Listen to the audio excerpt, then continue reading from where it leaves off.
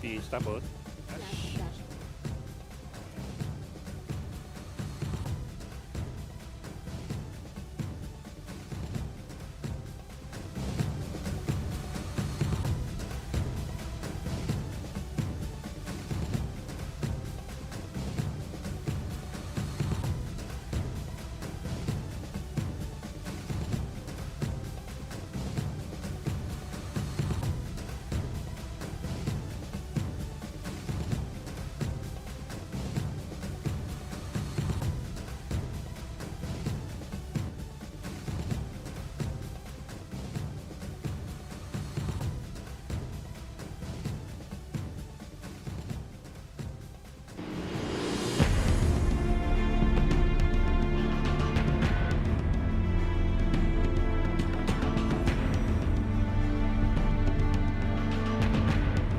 Ang alam namin na magsaserve yung pulis. Bigla lang nag-change.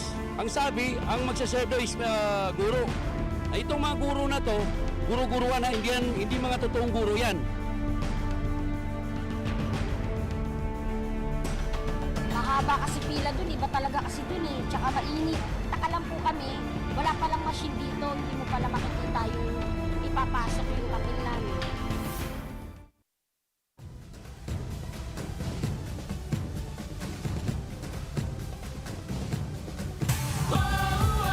Bilang Pilipino.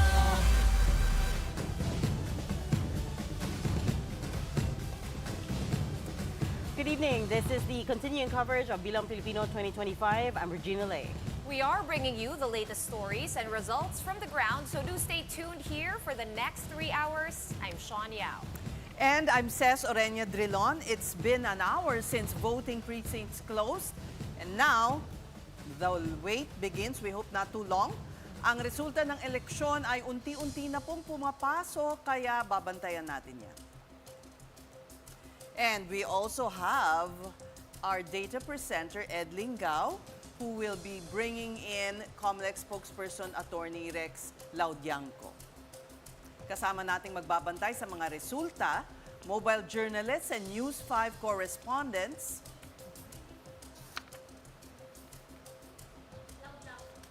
Let's have first Comelec spokesperson Attorney Rex Laudianco. That we were just talking to him, medyo naputol lang kanina. Ay, But ganon. he's saying na may, on the official website for Comelec, pumapasok naman yung result. The electoral Kalahati returns. na. Kalahati na tayo. na. You're looking at, 46,688 ERs received. Tama po. Election Tama returns. po. And 46,000 kalahati bale, 699 not yet received. Basically 50%, more or less. Attorney, magandang gabi Yes, sa ma'am. inyo. Ayan. Magandang gabi po muli. Kanina po ay nasa 32,000 lang tayo, tumalon sa 36,000, and just a few minutes, nasa 46,000 na po tayo. So inaasahan din po namin, ganito rin po kabilis ang transmission, although yung 100%, dahil nga po may hinihintay kami at may binabantayan din po kami na meron pa pong mga nagbobotohan dahil po meron pang mga botante at lalong-lalo na po dun sa dati ko din sinsuat na nag-request na po ng extension of voting hours ang Regional Election Director for BARM dahil nga po na-delay ang pagkawan nila pagsisimula. Inihintay din po namin ang desisyon ng Komisyon ng Bangkong ito po ay magagrant. Attorney, if I may, si Ed po to. Kalahati na ho, pumasok na ERs. Ibig sabihin po, all the data of those 46,000 election returns are already with Comelec's servers. Tama ho ba? Tama po yun. Ito po yung pumapasok na hindi lamang sa Comelec server, kundi nakikita rin po ng server ng media, ng TPCRV, NAMPEL, Majority Party, Minority Party, ng DIC. Ito nga po, ultimately nakikita natin sa isang public results website. Oh, so ang ibig po sabihin nito, we can already see kung sino nananalo, for example, in more or less with half the vote. Hindi pa po natin masabi dahil kalahati pa lang po. And we also have to remember, partial and unofficial po ang lahat na natatanggap nito. Ayon po kasi sa ating batas, ang tanging makapagpoproklama po ay ang ating mga canvassing boards kung saan kailangan dumaan sa consolidation and canvassing process ang lahat po ng na-receive na ER. Yes, sir. Sir, point of clarification, I think this is also being clarified kanina. Sige, Yes, go ahead. yung dati pong eleksyon, merong transparency server. Ngayon po ay wala. Bakit po naging ganoon ang desisyon? Baliktad po, ma'am. Dati po, baliktad. iisa ang transparency server. Ngayon po, meron na tayong 5 transparency server. So plus one server from Comelec na nare-reflect sa website ang results, plus another server from the DICT reflecting the results being received by Comelec. So hindi po nawala kundi dumami ang ating transparency server. And in fact, meron na pong sariling server ang media, sariling server ang PPCRV, ang NAMFREL, ang dominant majority party, ang dominant minority party. Kasabay niyo po kami nakakatanggap ng resulta direkta mula sa mga presinto. So itong resultang to pwede na naming himayin yan per region, per province, per city.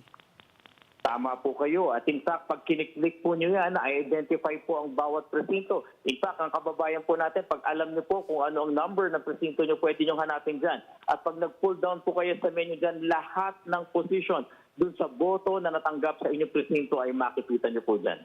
Sir, when you say makikita nyo lahat, you're referring to the Comelec website po, the Comelec dashboard, or referring to the media's dashboard? Media server. Election return po, lahat po, pare-pareho po tayo nang nakikita, no? Yung server po as received ninyo, ayan din po yung ng results na na-receive ng server ninyo. Pareho lang po tayo na natatanggap na resulta. So, Okay. halimbawa po, pumasok sa Comelec server, yung precinct 12A ng Tondo, Manila, makikita nyo rin po, parehong-pareho yung resulta ng precinct 12A ng Tondo, Manila. At pag pinul down nyo po yun, yung resulta po mula sa senators, party list, congressman, mayor, vice mayor, at members of the Sangguniang Panlungsod, parehong-pareho po tayo nang nakikita. Kasi sir, right now I'm looking at the 2025 election Okay, we're looking at your results.comelec.gov.ph ng Comelec. Sa ER results po, I tried to access Manila, pero wala akong makuha sa Manila so far. Let me try again. Sige, habang sinusubukan po ni Ed na ma-pick up yung mga sinasabi nyo, Attorney Rex, meron bang delay na 15 minutes na sinasabi na bago nyo i-release dito sa mga transparency servers?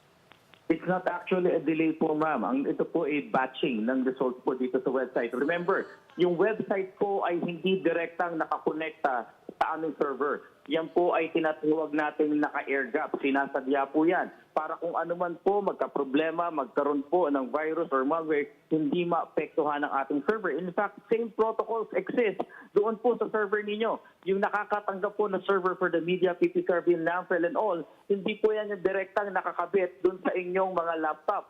Meron po tayong secondary server kung saan nililipat po ng mano-mano ang natatanggap na resulta mula sa receiving server papunta po doon sa server na nag-i-issue ng resulta sa inyo. This is an industry standard protocol po to ensure na kung meron man malware doon sa nakakabit na mga ating mga laptops at all, ay hindi po madadamay at maapektuhan yung server na tumatanggap po na resulta. Alright, so ang ibig nyong sabihin, binabundle lang. No delays, but binabundle lang. Tama po kayo. It's not actually bundled, ma'am. It's just a matter of a process. Kukunin doon sa server, ililipat sa kabila ng mano-mano dahil hindi po sinadya po talagang hindi konektado yung mga laptops doon sa server na nakatatanggap. So just to clarify, Attorney Laudianco, kung hindi pa namin makita yung specific precinct sa inyong website, ibig sabihin hindi pa yun pumapasok? We're seeing Ayun some na. results now. Pero Some sir, results. I'm looking at Manila for example. Manila, one particular Attorney, dyan lang po kayo, barangay. So ibig sabihin po per barangay ang makikita natin. Per cluster precinct po, sir. Not necessarily po kasi per barangay ay one cluster precinct. Yes, sir. May malalaki pong barangay na nagko-compose ng 2 or more cluster precincts. Meron naman pong maliliit na barangay na naibabundle po namin sa isang cluster precinct. So ang makikita po natin dyan kung ano po yung presinto. Clustered precinct po yan. Yes sir. Yeah, I understand sir. But is there any way to divine kung ano yung Malaki. numbers, Yung for example, yung overall. an aggregated number? Kasi kung per clustered precinct, you have to Medyo look at magulo. each and every one. Wala po. Ito po kasi ay partial annotation, so wala po kayo makikitang summary or tabulation po dito. Dahil ang tabulation po, ang summary ay ginagawa sa boards of canvassers. So these are raw data, raw results coming directly from the ACMs of the cluster precinct. And the Board of Canvassers will continue working through the night, sabi niyo po, no? Tama po. At pag nakapag-transmit din po yung boards of canvassers, tignan niyo po yung bottom part, nandun po sa baba, makikita niyo rin po ang resulta ng mga transmission naman. Ito naman po ang tawag sa kanila, Certificates of Canvass and Proclamation. Kung yun po sa may bandang taas, yun po yung election returns, magbulaan po sa board, ang resulta naman po ay Certificates of Canvass. May deadline po, sir, as to when they should finish the canvassing? Wala pong deadline na tinatakda ng batas dahil kailangan pong ma-canvass ang lahat. Kung sakali naman po sa ER, kailangan ma-receive ng boards of canvassers ang lahat ng ER. Kahit rough timeline lang, Attorney Laudianco, kasi tinitingnan ko ngayon yung national COCs, yung pie chart doon sa dashboard ay 0 pa rin po.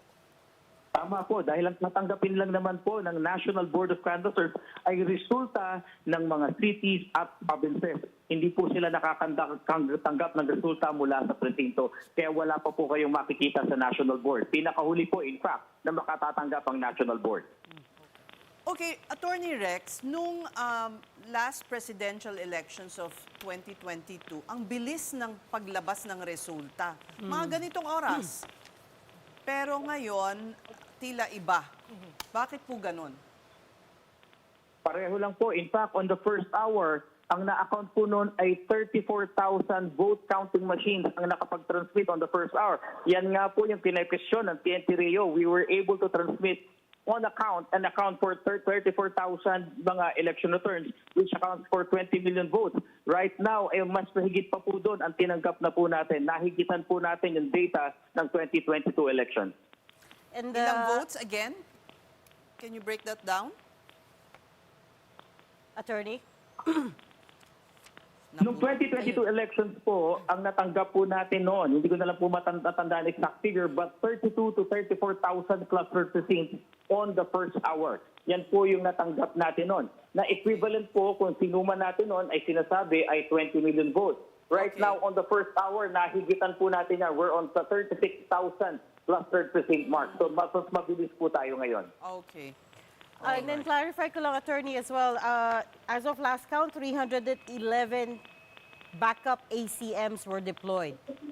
Tama po? Tama po kayo, tama po. This is nationwide, which means, does that mean... That's correct. Does that mean 311 machines malfunction?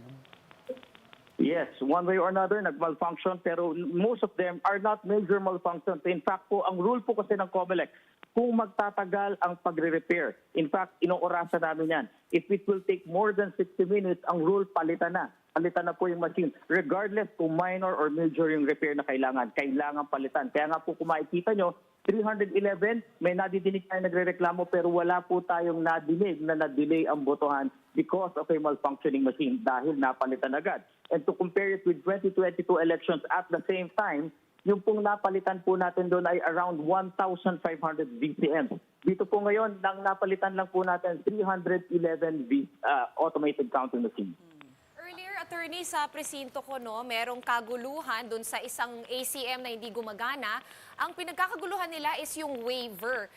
Talaga bang policy ito na pwedeng mag-issue ng waiver na ibibigay na lang yung balota doon sa volunteer para silang mag-feed sa machine kung dumating na yung replacement machine?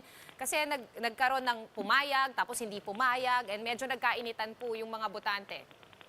Opo, ganito po yan. Isa po yan sa contingency, but it's not the final contingency. Remember po, ang first contingency po natin, mapalitan kagad yung makina. Yung po yan ay last and final contingency na po yan na kung sakaling magkakaroon o magkaubusan ng mga ating tinatawag na replacement ACM, saka lang po gagawin yan. Ibig sabihin, tatanggapin muna ang mga balota para huwag ma-delay ang mga botante, and then pag dumating yung replacement machine, saka iba-batch fee. So maaring yun po ang ginawa ng mga teachers. But then again, that is not the rule. Dahil ang rule po natin kagad, within 60 minutes dapat mapalitan po ang ATM. Okay, ano naman po kaya yung reason kung bakit hindi siya nagyari in some areas? I understand you deployed a lot of backup machines nationwide. That is correct. Kaya nga po inaalam din namin ba't naging ganon ang ating desisyon ng mga electoral boards. But then again, hindi naman po siya mali. Maari po siguro nagkamali lang doon sa pagpili ng mga options na gagawin. Dahil dapat po ang first option, palitan ng makina. Last option po, yung maghihintay at kukunin ng balota para mag-batch fee. Okay, Bok, ano na yung We're looking at electoral returns? 60.42% of the ERs already in. 60%. 60.42. Ilan electoral That's returns? 56,433 election returns received versus 36,954 not yet received. So we're way past halfway through yun lang, it's how to navigate through everything to... How to figure out what's in those 60%. Yes, sir. Yeah. Sir, so Yes, sir. there's no way, basically, Pati ako na, sir. realistically, that we can Nasir see, Niente. we can see kung sino po yung nananalo dun sa senatorial race until much later. And the Comelec will not do that because ang tatatanggap po natin ay partial and official. The only way that Comelec can do that po is to canvass the results of the election returns at pag umakyat po sa cities and provinces to canvass the component city and municipality certificates of canvass. Ganun din naman po sa national board, yung city and provincial certificates of canvass po ang kanilang ipaprocess. Sir, so realistically, Because what that's time... provided under the law po. Yes, I understand, sir. Sir, realistically, what time would we have an idea with regard to the... Ayoko pong maghula kung anong oras, pero ang projection po namin ganito. Siguro po yung mga maliliit na munisipyo, yung talagang hindi naman po ganun karami ang botante, na walang naging problema po sa ACM or nakapag-transmit. Baka perhaps a little over midnight hanggang early morning matapos na po sila. Yung mga syudad po, component cities na hindi rin kalakihan, na-expect namin baka by noon tomorrow, tapos na rin po sila makapag-proklama. Yung mga highly urbanized cities and provinces, ina-expect namin, baka sakali, hanggang bukas ng gabi po makatapos. Yan po ang nakikita po namin projection. Isama na rin, pinafactor na namin yung kanilang canvassing. Remember po, kinakanvas po yan, idinidisplay at pinapakita sa mga councils and watchers yung eksaktong na mga na-receive na election return. Hindi naman po kagad-kagad na binibilang yan. Pinapakita po natin sa kanila, binibigyan ng pagkakataon ng councils and watchers kung nais po nilang mag-raise ng kung anumang questions or protest. Yun po ang nakalagay sa ating rules on canvas. Balikan ko lang yung mga nag-malfunction in one way or another na ACMs, no? Earlier, we were also getting reports na may mismatch daw, allegedly, with their election, with the people that they voted for versus yung mga lumabas sa resibo nila. What are we doing about That's why we're it? asking po the voters if they can substantiate po that. Hinihingi po namin na sana they execute statements under oath. In fact, papipirmahin po namin sila under oath dun sa minutes. Unfortunately po, dun sa lahat na nag-claim, hanggang ngayon, wala po kaming natatanggap na statements under oath. At kailangan po namin yan dahil gusto rin po namin malaman. And the only way to open that, merong magte-testify. Napakahirap naman po just because of an allegation of a person na nag-overvote, na nagaganyan, nag-iba yung lumabas, agad-agad po, i-disrupt natin ang proceedings.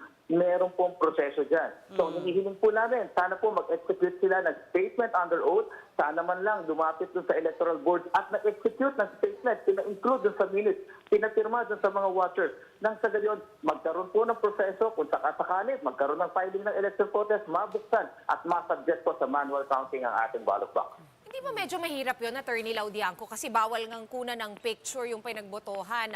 Will your código? And that's exactly the reason why, ma'am, na kinakailangan namin yung oath nila. Dahil wala naman po nakakita ng balota kundi sila. And they're the ones claiming na nagkaroon ng pagbabago o hindi nag-match and all. Wala pong nakakita ng iba. That's why we're asking them, please kindly execute a statement under oath so that Comelec can do something about this. Kung merong complaint, let the complaint be processed and acted upon. At na magkaroon po tayo ng pamamaraan para kumilos. Hindi naman po ubra just because of the sinabi ng ganito na hindi man lang po nag-execute under oath, ay hihinto natin yung proseso. So doon po sa ating mga proseso, doon sa ating general instructions, nakapaloob po ang lahat ng pwedeng gawin in case merong claims na ganyan. What about yung allegations na hindi po sila nakaboto dahil wala sila sa listahan? Katulad po ni Makabayan Bet si Amira Lidasan, whom we interviewed just an hour ago. She said she was surprised na wala daw siya sa official registry and she doesn't know what happened there. Opo, kaya nga po noong pa sinasabi na natin a month ago, please kindly check your precinct. Check and verify with the election officer at hingin po yung inyong voter information sheet para malaman po natin kung ano ang estado ng ating pagkakarehistro and most of all, malaman po natin siyang paaralan at anong presinto po tayo boboto. Yun po ang hinihiling natin at karamihan po ng mga kababayan natin na hindi nagkaroon ng problema, Alam po nila kung saan sila boboto dahil sinunod po nila at nagkaroon po sila ng due diligence na hanapin yung kanilang presinto. Hindi yung oras ng boboto tsaka po hahanapin. Nandyan po ang aming opisina. Nandyan ang precinct finder na very accessible po sa lahat. At higit sa lahat, namigay pa po kami ng voter information sheet na nakapaloob po lahat ng information na mga hinahanap ng ating mga botante. Okay, attorney, how many percent ba ang natatanggap yung mga ganitong reklamo? Puro anecdotal or have there been reports to you that you've received in the headquarters? Right now po, puro anecdotal. Kaya nga po nakikiusap po kami sa ating mga kababayan. Hindi po namin binabaliwala yung inyong mga pahayag. Pero hinihiling po natin pumailalim po tayo sa proseso. Pakisumpaan po ninyo yung inyong mga statements, lalong-lalo na yung may mga allegation po ng variation or difference dahil kailangan po natin yan. Kailangan po natin ang sinumpaang salaysay ninyo. This morning, we had a guest, no, si Dean Sol ng Lyceum of the Philippines attorney. Nakapagboto naman siya, pero nagtaka lang siya na parang nagbago yung pangalan niya, meaning nag-revert to her maiden name instead of her married name, although she's been voting under her married name for the longest time. Ano kayang pwedeng nagyari doon? Bakit nag-revert doon sa kanyang maiden name? Hindi ko po mai-explain yan dahil ang tanging nakakaalam lang naman po kung ano ang pangalan na ginamit niya nung sa po ay nagrehistro ay yung ating botante. Ganyan kahigpit po tayo pagdating sa ating data privacy at management ng information na tatatanggap. But nonetheless po, pwede po siyang makipag-ugnayan dun sa election officer na nakakahawak po ng kanyang registration. May paliwanag po dyan. Maari pong yung record na nandun sa kanya talaga ay nag-i-exist. Yung pa rin dati niya. Ang tanong din po namin, nakapagpalit po ba siya ng pangalan nung sa po ay kinasal? O inassume na lang niya na mapapalitan? Marami po kasing maaring maging dahilan kung bakit po ganyan ang nangyari. At then again, ang may recommend po natin makipag-ugnayan sa aming election officer. Pero Attorney Rex, okay, there are all these incidents of hindi nag-function ng machine, etc., etc. How would you assess the conduct of the elections so far? So far po, we consider the election successful, though hindi pa po namin hawak yung actual na voter turnout.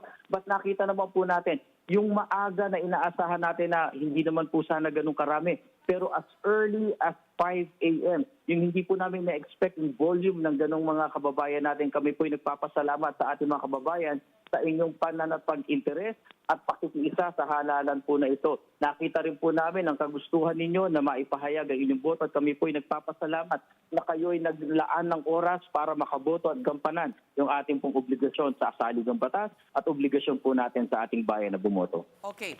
So yung mga may reklamo po, saan sila pupunta? Anong proseso yung mga sinumpaang salaysay? Kanino ba ibibigay yon? Sa local election or Comelec official? Paano po? Maari po, dun sa aming local election officer po, maari po yan. Ang importante lang po, mayroong sumumpa at magpatunay at nagsabi na lang kaganapan ay pawang totoo lamang po. Okay. Sir, yeah, go ahead. sorry, I just have to jump in at this point kasi we're getting reports from our reporters and producers on the ground na wala silang, the files that were being sent to the media are empty. And we talked about this before the election, right? Ang promise po ng Comelec is masasend na sa media yung results within more or less, give or take, 15 minutes delay. Meron po kaming tao dyan sa data center and we hope they could talk with our people there. Okay. Nandyan po sila, hindi po sila iniiwanan. Kaya po yung files na natatanggap po nila, kung meron po silang question, ready po ang aming mga tauhan sa transmission group na sumagot po sa kanilang mga katanungan.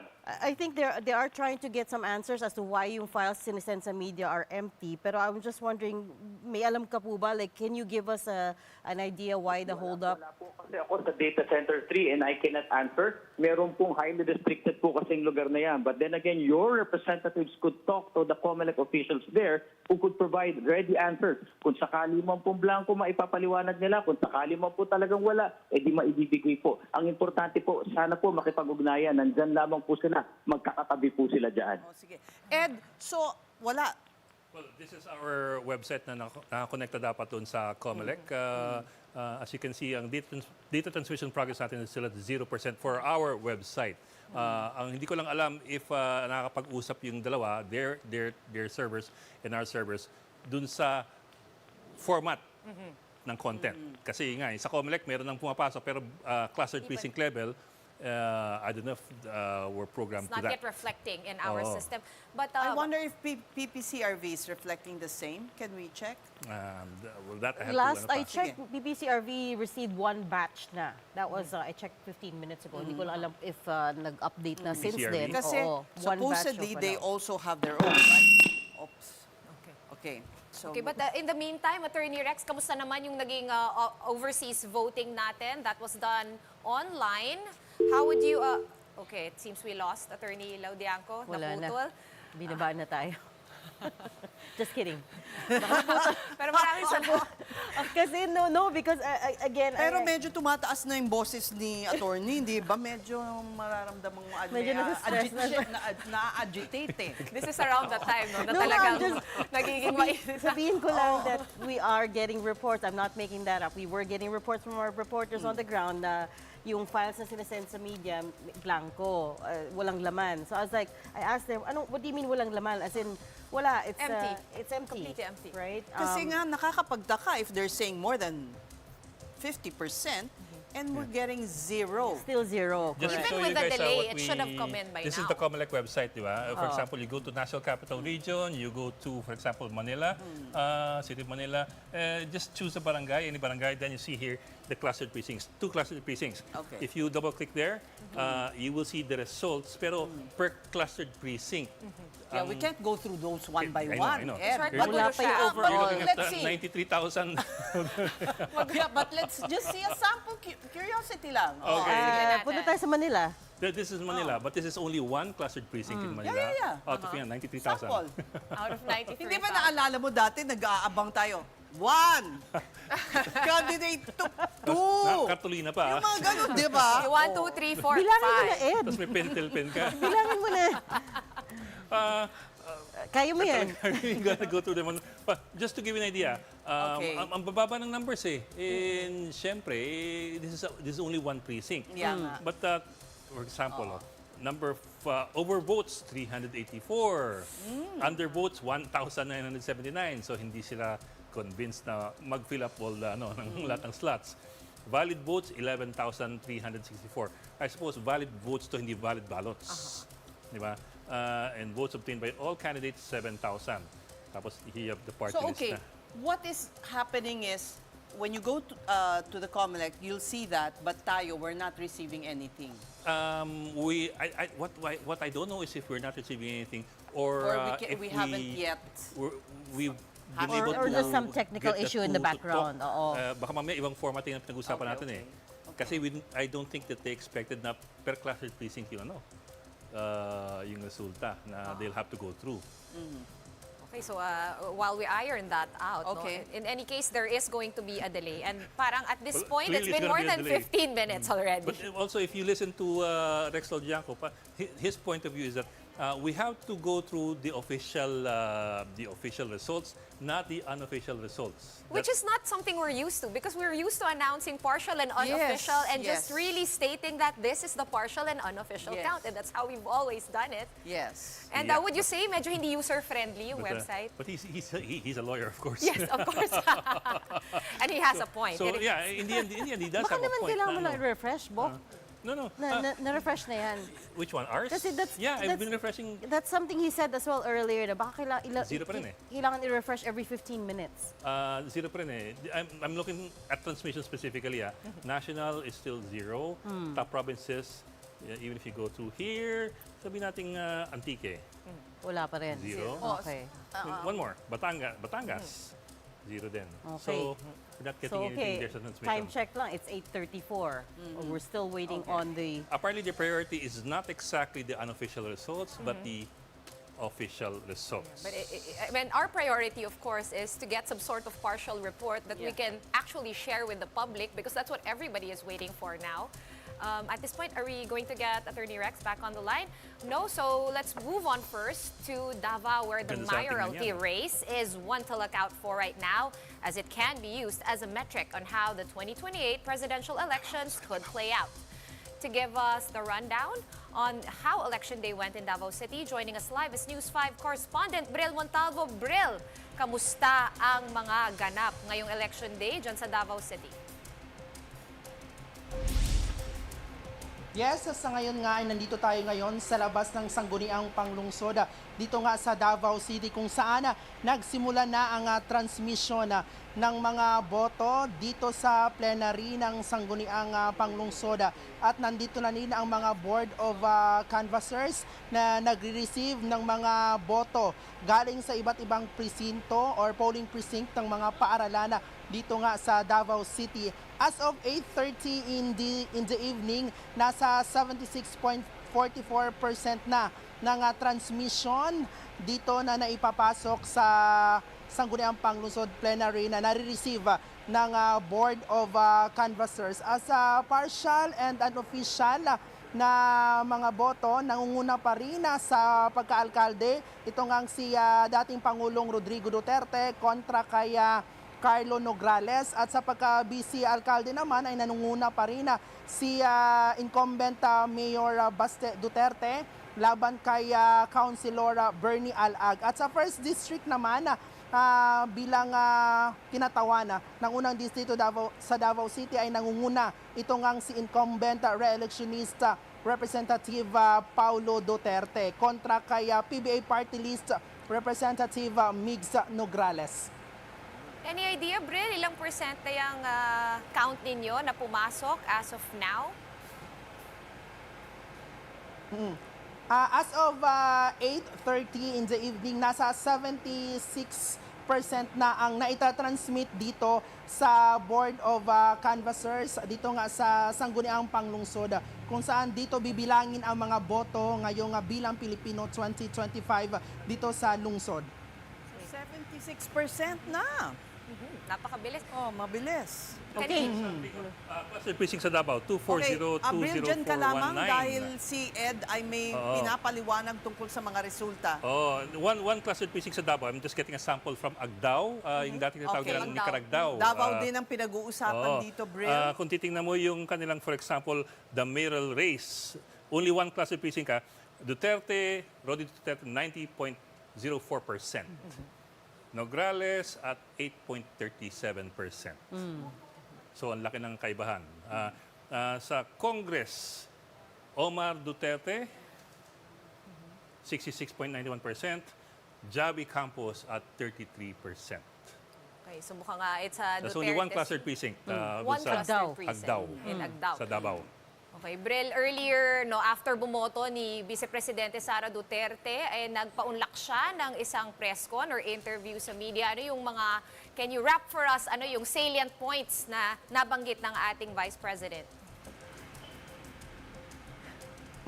Tama ka nga dyan, no? Kanina, matapos nga bumoto ni Vice President Sara Duterte, mga pasado alas 9, dito nga sa Daniel R. Aguinaldo National High School sa Matina, ay nagpaunlak ito ng ambush interview sa mga miyembro ng media na nag-aabang sa kanya doon nga sa kanyang presinto. At isa sa mga sinabi ni Vice President Sara Duterte sa kanyang press conference ay ito nga susunod niyang aasikasuhin matapos ang eleksyon, matapos ang kanyang pagpapangampanya sa kanilang mga kandidato sa kanilang partido, ay aasikasuhin na naman niya ang kanyang tatay sa nanandoon na nakakulong ngayon sa ICC sa The Hague, Netherlands. And sabi ni VP Sara, most probably ay doon siya magsa-celebrate sa The Hague ng kanyang kaarawanan ngayong May 31.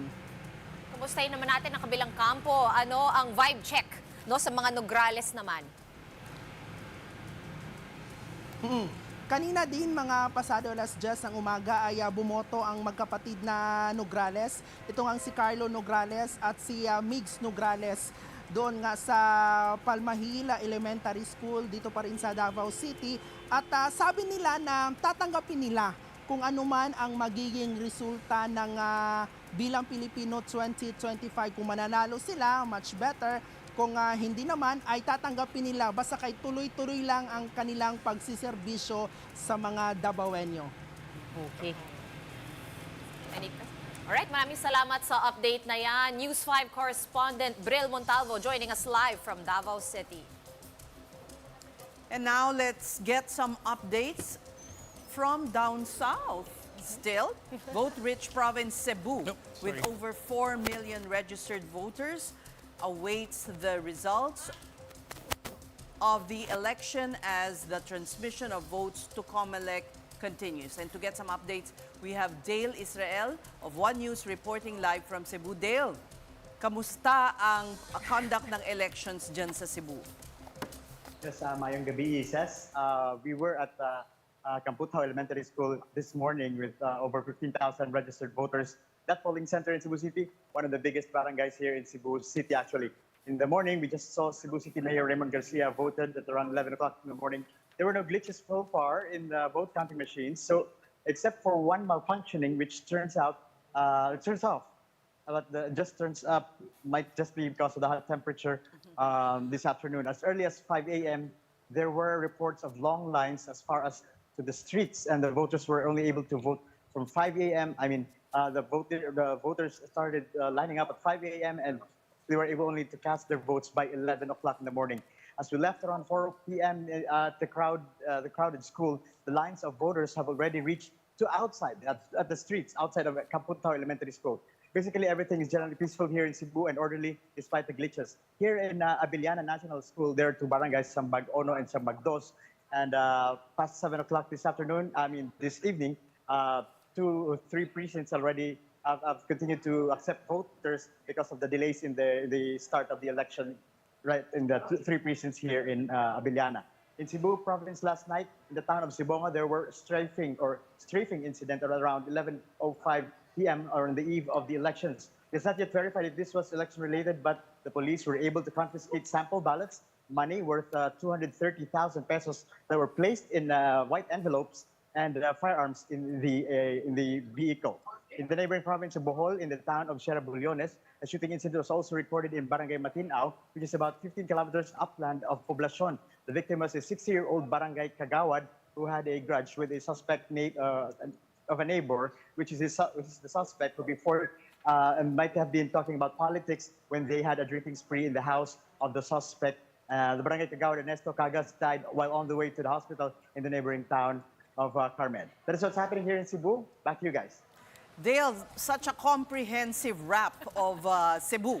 However, we'd like to ask if canvassing has already began there. We're having some issues with transmission, but what's happening over there in Cebu?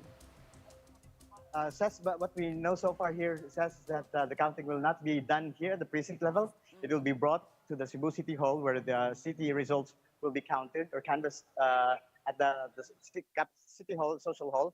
And the ones going to the province, the ERs going to the province will be at the Capital Social Hall. And as of now, we're seeing results from the Senate candidates in City Hall, and the transmission in the capital has not started so far. So these are 2 areas where ballots or the counting will be done at the Cebu City Social Hall and the Capital Social Hall for the provincial results. And what they're seeing so far is the Cebu City results are already in as to the senatorial slate candidates.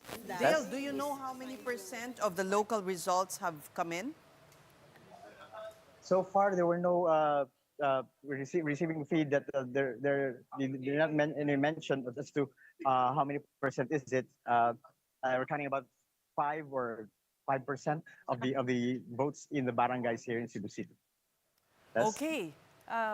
Do you have any questions, Sean? That's pretty Well, comprehensive. actually, one last comment.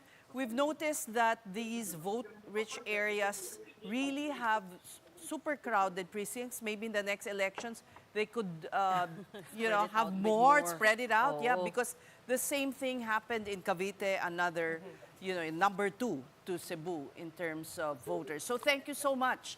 That's One News Cebu, Israel, Dale Israel. Thank you. All right, from potential local comebacks to national power shifts, this election could set the tone for the 2028 presidential race. Perhaps no story is more compelling than that of former President Rodrigo Duterte, who, despite being detained at The Hague, could still win as mayor of Davao City. So what does this mean for the future of the Duterte brand, the opposition, and the Marcos administration? And joining us live, our political pundit, Papa ng mga pundit. Papa ng mga pundit. Okay. Ronald Diamas and Octa Research President Ranjit Rai. Good evening, gentlemen. Thank you for staying with us. And, despite the late hour. Perhaps as before we dive into like the significance of this election, because we haven't been able to really get a clear hold on the results and what's going on. Yes. What have you guys heard about the transition? We're getting reports that the NAMFREL and the PPCRV, which are partners of the Comelec and the DICT, are also kind of not getting the transmissions. Are you hearing anything, Ronald? But first, sorry, recap ko lang. 60.42% pa rin tayo in terms of election results transmitted. That's equivalent to 56,433 local ERs, election results received. That was the same about 20 minutes ago. Hindi pa siya gumagalaw from the last time that Ed Lingao 60 reported. How many percent? 60.42% pa rin po tayo. Okay, pero parang ghost.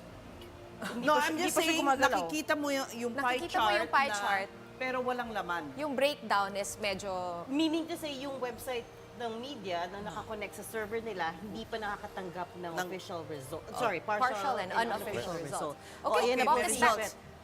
O sige, Baka may update. Ayun na tayo. Ayan. Okay. We have partial unofficial results coming in, 48% so far, 45,000 of 93,000 precincts. Let's drill down to... Hiningin ako doon. Oo nga, so Akala ko nag-walk out ka maputan na, Bo. muna ang inyong Ayan na, okay. commentary. Here Okay. we go. Bongo, I'm sorry, what's a better position? Yes, that's a better Yes. position. Bongo at 14, Bam at 11, De La Rosa at 10, talking about millions here. Tulfo at 9, I'm sorry, Erwin. Kiko at 8, Lacson at 8, and so on down the line. If you don't mind, I'll go straight here. Sa 10, 11, 12. Yes, go ahead. 10, Villar Camille, 7.2. Amy Marcos, 7.2. Lito Lapid at 7.2. Sama natin, number 13, si Ben Tulfo. Not far At behind. 6.7. Bong Revilla at 6.48. Again, partial. In unofficial. Unofficial 48% na to. Nasa 48% na to in terms of election results. Yeah. So there, you wanna drill down So some what more? caused the delay? Do you know? No. No. But what I understand kasi is we're getting packets We're getting them incrementally. In tranches. So hindi siya real time like 2022. Well, or we weren't 2019. expecting real time naman, pero ang promise nila sa atin before the election was that may 15-minute delay lang. Yeah. Time check, it's 8:47 p.m. Yeah. Polls close at 7 o'clock. So medyo mahaba-haba yung delay that we're talking about. Okay, wala pa yung bar chart Okay. base. Okay, Okay, so balik let's, tayo sa... Look You wanna over look at here to ano? our guests while Okay, Bob sige, sige. fiddles with that. What are your thoughts on the quote-unquote delay that's not a delay? Kasi 8:48 na nga and we were expecting results as early as 7:30. Well, yung mga nakausap ko sa PPCRB tsaka sa NAMFREL, in spite of the delay, wala silang namomonitor na major problem. No? For now. No hanky-panky. Wala silang namomonitor dun sa kanilang mga nationwide networks. So far.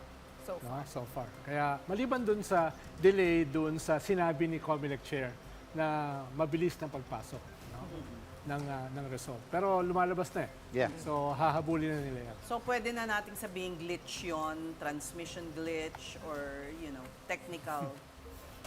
Yeah, it doesn't matter. I think for me, the results are now in. It's a little less than 50%, so there's no trend that we can So it's too decipher, little. and It's too we don't little. know. Huh? Parang 48% pa lang, so you can't really call a trend as of now, Professor Yes, you can't Ranjit. really call a trend, but and there's so much vote still coming in, and it will also depend on where it's coming from. Yes. So you can see that it's all over the country. Yeah. Obviously, the reports are coming we still from don't- disparate places. At this point, we're blind. We don't know what regions these Yes, ERs yes. are coming in from. And to Ronald's point, di ba, this is also the first year the EU sent an election observation mission. So marami nag-obserba sa election na to Yes. na third party. So Yeah. adding Na to your... before, nagkaroon ng problema dahil ayaw sila papasukin sa presinto, pero mukhang nag-backpedal naman yung Comelec na... Dahil sa pagrereklamo mo. Hindi naman. Sa lahat ng guesting mo, yun ang naririnig ko. Medyo pinipitik lang natin ng konti, no? Pinipitik lang. I'd like to go back to the report of Brill, who was in Davao. And these are results na talagang ng local. 76% of the results. And mukhang landslide ang mga Duterte. Parang hindi naman surprising. Hindi naman surprising. Not a surprise, not a big Yeah, surprise. not a surprise. Okay, so do you have... Okay, balikan natin si... Interesting. I'm looking at the regions. Let's begin with Region 7, Central Visayas, which includes Cebu. Wow. The most vote-rich province in the There you Philippines. go. Region 7, Bongo at 69.56%, followed by Bato at 62.21. Jimmy Bondok at So 38. PDP laban. Rodante Marcoleta at 36. Camille Villar at 34. Ipe, matataas yung ano ha? Teka, ilang percent yan? 69.56? Yeah, Ano? that's Bongo. But that's percentage. No, we're of the- still We're at That's not- 48% of election returns, ERs. right? counted At- so far. Ayun, 48.38% as Oo, of wala pang 8:41. kalahati yung pumapasok sa atin. Yeah. Sa atin sa Comelec kasi pumasok na higit kalahati, 60+%. Sa atin 48 pa lamang. So yun. So the percentages you see here Basic naman yan. are those counted. So yun. So You can we see are sa in Cebu, region again, just to... this is 7. the region Central 7. Visayas, Kasama which includes of Central course Visayas. Cebu, Cebu. which has the Yes. biggest voting population. Professor Ranjit, with these types of numbers, I know we're at 48%, but you can see the difference. Yeah. What can you say about these Of course, results? Central Visayas has been a bailiwick of Traditional PDP, bailiwick. traditional bailiwick of the Dutertes. So I'm not surprised at the configuration. In fact, it looks largely like what has come out of surveys. We expected Bongo to be on top. But remember, there's still some amount of vote still left. May But kalahati pa eh. and what's surprising, I think, to me is, of course, Jamie Bondok, which I didn't expect to do so well, no? In your This early, surveys- of course, it's early vote, and Oh, in your surveys, he didn't actually rank. Right? well, in Central Visayas, they were ranking. PDP was ranking, but he was not, where he is now. I mean, he was not Mataas. on top. In fact, you also have Raul Lambino, Yes. JB Hinlo, ang tataas sila. So you can see in Central Visayas, there's strategic voting, no? And when you look at our fill-up rate, also in Central Visayas, it was somewhere between 5 to 7. So our guess was, people were voting straight the slate of yeah. Except perhaps Big for Biggest Bam at Aquino. 11. Biggest 11. Tsaka This si is more or Pero less. Bam Aquino is Is- quite yeah. high there. He's Yeah. the outlier in this Yeah, the chart. outlier, at least. Your thoughts, Ronald? I can see your mind turning. Care to share? Well, mukhang malakas naman talaga si Bam before sa Cebu. Yung consolidation ng pink wave ay na-harness niya dyan. So hindi ka rin shocked? Pero sabi nga ni Ranjit ay basically traditional bailiwick ang Central Visayas ng mga Duterte. At nakita natin yan dito. But why don't we go to the traditional bailiwick of the Marcoses and let's see. Region 4A. Kahit nasa Tingnan natin. 48% pa lang Go to tayo. Marcoses, Region 1. Region 1. Region 1. The Ilocos region. Okay. Okay. Jaime Marcos. Oh, wow. 41%. Is that a surprise or not? But Bam Aquino is doing very well, eh? Oh yeah. He is doing so well. At 36.36%. Bongo Yeah, at 32%. not bad. What yeah. accounts for that? Malasakit. Malasakit centers? Malasakit. Up north, Bongo's vote is not anymore the Duterte vote. It's really Yeah. a vote of performance, a vote because of malasakit. Yeah. So he was appealing to a broad the audience program of of independents malasakit. and even pro Marcos supporters. I think what we need to look at is Ben Tulfo. These are the numbers we weren't expecting him to have in that area. 9. At least in our case. Weaker yeah. than the survey Yeah, it's a said. much Yeah. more. That's more muted than what we expected. He's at number So 9. that's something we can look into. Ang, You wanna look ang at ano? surprise dito, Ronald, hindi ba surprise sa'yo yung numbers ni Amy considering that ikaw yung nagsasabi na namamangka siya sa dalawang ilog and so on the one hand, she's antagonizing the Marcos base because she's hitting her Yes. brother. On the other hand, the Duterte supporters don't trust her. So bakit ang taas ng... Well, it could have been much higher Yeah, than Marcos yeah, siya. that's it, yeah. Diba? Tama. Yun man yung tingin ko dyan. It could have been, ibig sabihin, dapat 41%. Dapat solid na yung ano. dapat mas mataas pa dyan. Dapat mas Dahil mataas nga, siya. historically, traditionally, politically, culturally, ay Yeah. talagang sa kanila yan. Because this is Region 1, the I want to daily show rate. you Region 4A. It's the region with the biggest, diba? Yeah, Biggest that's voting it, population, 4A. That accounts for what? 13% 7 million. or 9.7 million of the total 9 69 million. While you do 4A. that, let's just remind everyone this is again based on 48% pa lang of election returns. So hindi pa siya actually complete. Yeah. And as Wala pa Professor lahat. Ranjit keeps reminding us, it's not yet enough.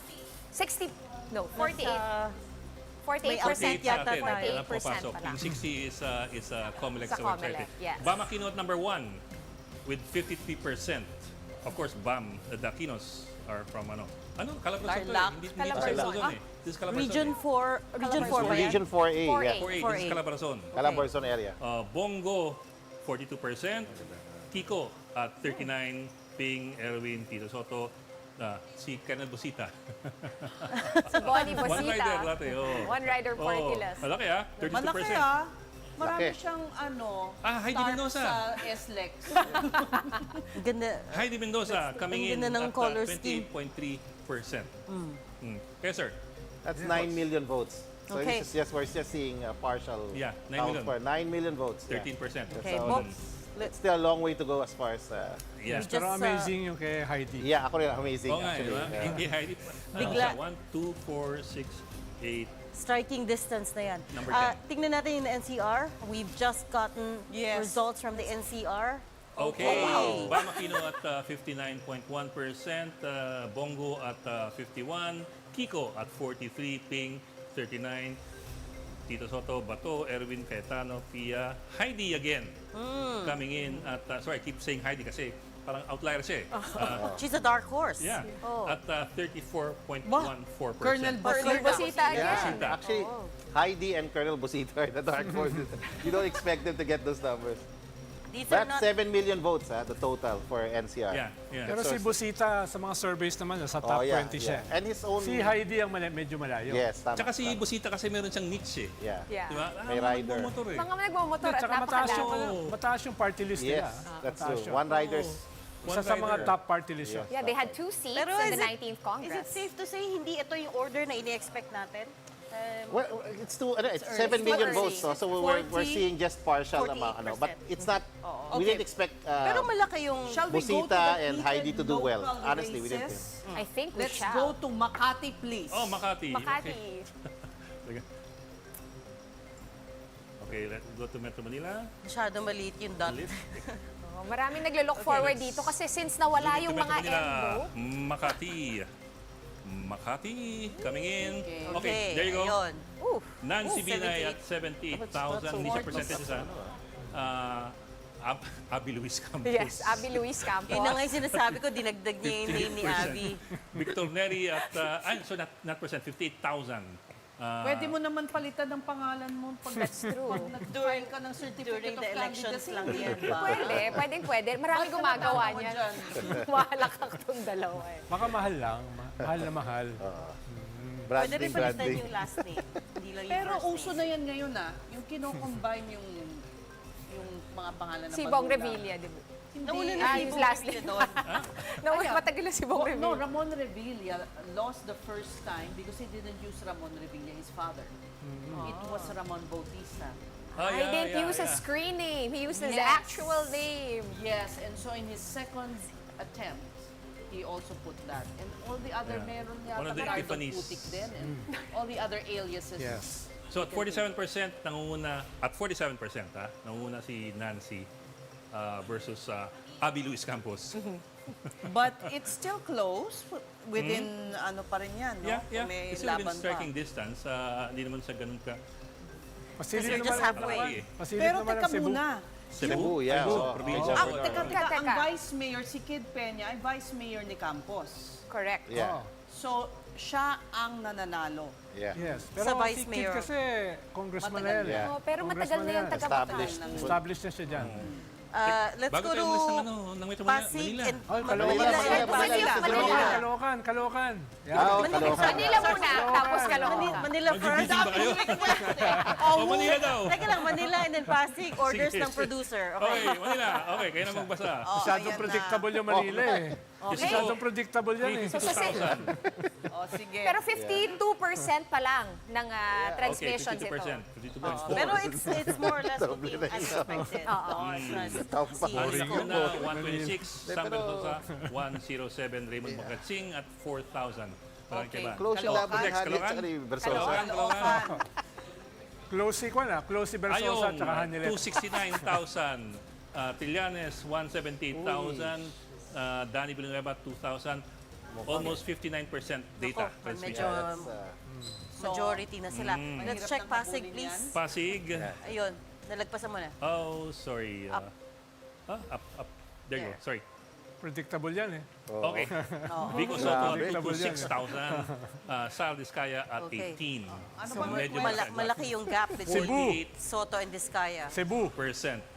Silipin naman natin yung labanan ng Villar versus Aguilar sa Las Piñas. Oh, Las Bok. Piñas. Sige. Bago tayo mag-Cebu. Sige. Las Piñas. Mukhang, kwan na yun. Mukhang decided na. Okay. April Aguilar at 84. Carlo Aguilar. Pare pang pangalan. 56,000. So, si April is nangunguna. Hindi sila related, di ba? Magpinsan. Magpinsan. So, all in the Oh, family. it's a family affair. Yung Yeah, of course, Congress it's a ang family maganda affair in dyan. many Yeah, places. Congress. Marikina, Marikina. Oy, Marikina. Marikina. Ayan, next na. Okay. Okay, Maanchadoro 94, Stella Kimbo 72 at 48,000. 48%. No, but that's- So ano pa? That's, we didn't expect. We thought Stella Kimbo would be ahead by now. But again, it's 48%. 48% pa lang eh. Oh, so wala this pang one's kalahati eh. Ano? That's a big lead, Let's for see. some. No. Let's look at the congressional race Okay. in Marikina. Marikina? Yeah. It should be down here. Marcy Marcy 52. Teodoro. Coco 19. Prevails. po. Thousands ah. Ang laki ng gap. Okay, 52,000 versus 19,000. Almost 20,000. So ang mga Chudoro ang mukhang nananalo, Yeah. nagwawagi, notwithstanding the Disqualification. disqualification. Yung congressional Okay, district sa Las Piñas. Pagbigyan natin ng... Oh, silipin yung daw natin yung congressional sa Las congressional. Piñas, Ed. Congressional. Okay. Sorry ah. Malagkit yung kamay ko eh. I told you, word of the day. Malagkit. Okay. Punasan na yan.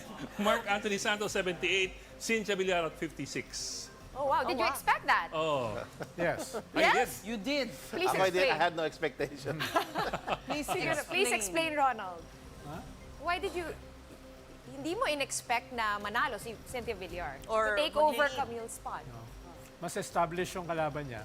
Tsaka hindi siya ganun ka-popular dyan. Yeah. No? Kaya hindi siya surprising. At Okay. least sa Congress. Okay. May press con Comelec. Do we go into let's cut into the Comelec live press conference? Comelec We'll, press we'll conference right break now. for a while before we go to Cebu, no? In request. Okay, let's go to the Comelec and listen in. Well, wala pa. I think they're still setting up. But Oh, Cebu muna. number one in the Cebu muna, things Cebu.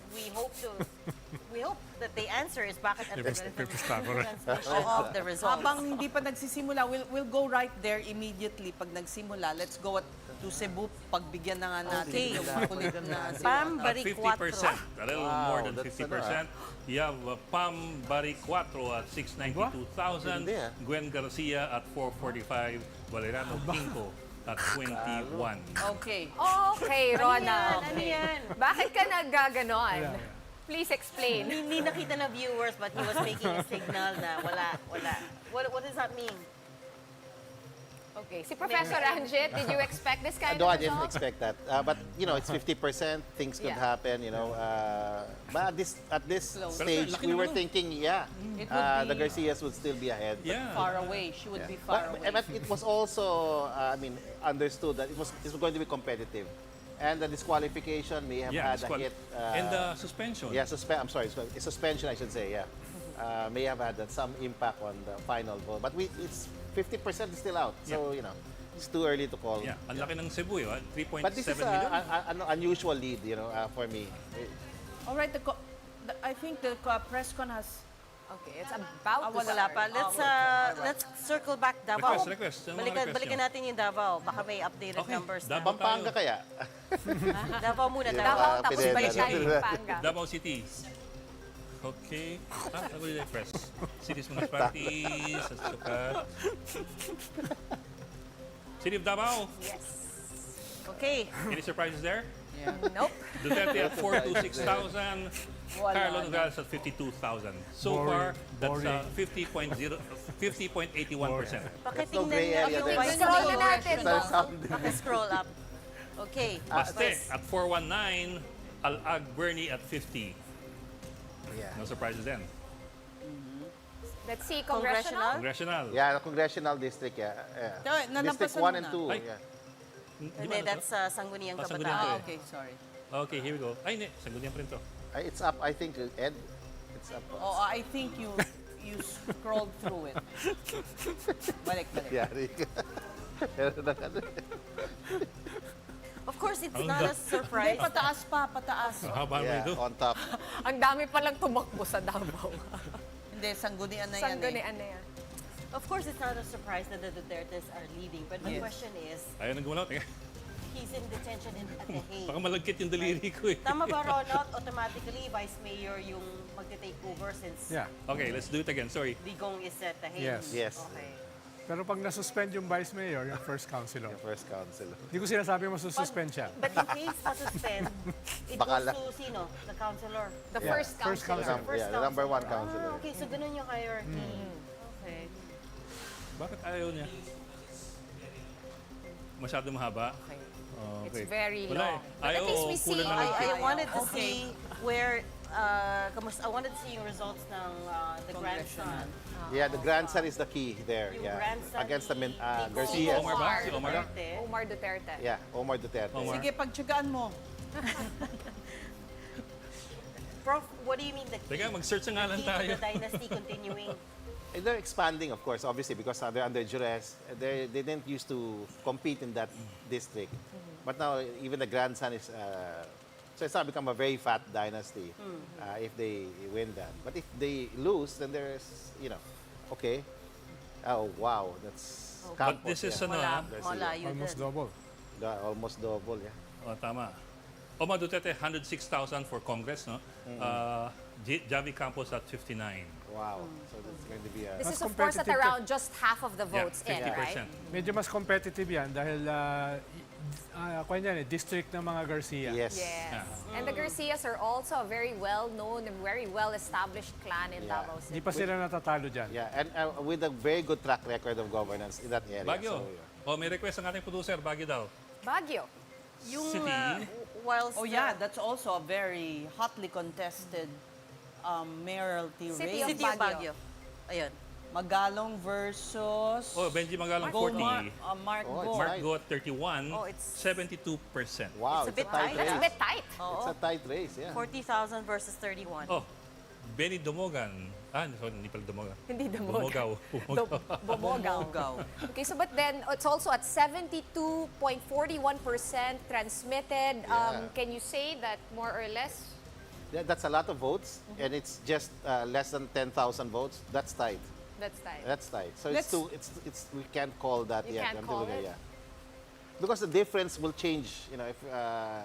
If the difference in the votes that are not submitted will not change the total outcome so much, then you can call. But this one is still open for. Still open. Let's Yeah. go to the congressional race Ng Baguio? ng Baguio.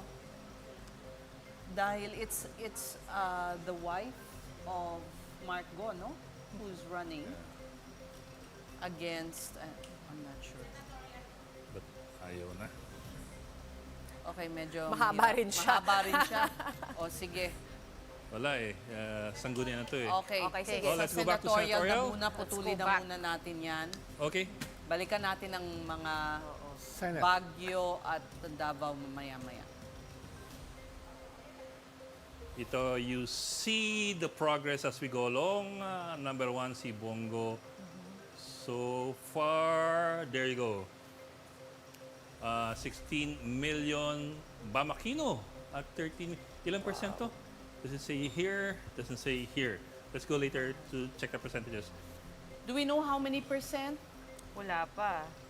How we can check the transmission? Teka ha? You Quickly can go lang. back to the main dashboard. 57%. 57. Okay, From let's go back. 40. From 48 earlier. kanina. Okay. 48 about 20 But minutes interesting ago. yung taas nice niya, to see when it 57%. updates. Reactions to Bamakino's performance at 57% returns. Yeah, it's, Well, amazing yun dahil Yeah. usually nandun siya sa bingit eh. Yeah. Yes. Eh, but Either hindi lang siya, 12 or labas take a ng look here. 12.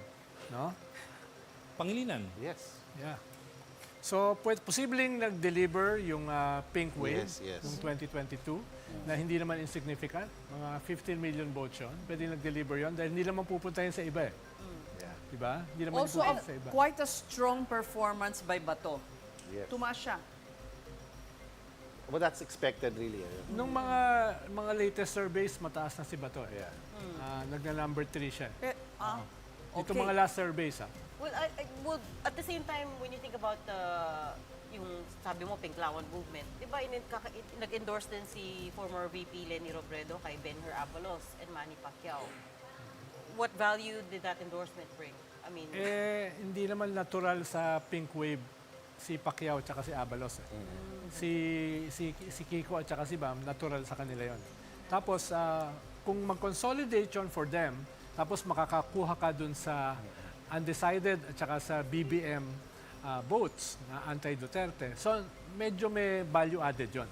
Consolidate your own base, which is the pink wave, na not insignificant sa nakita natin ng 2022, plus dagdag mo dun sa mga nawala sa unit team.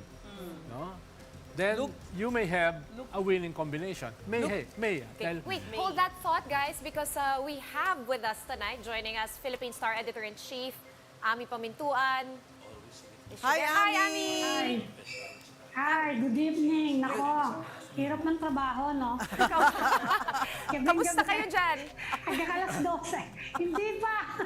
Nag-aabang pa rin kami na resulta. we're looking at the Gusto mo, Although padala the namin results sa'yo. are not very surprising.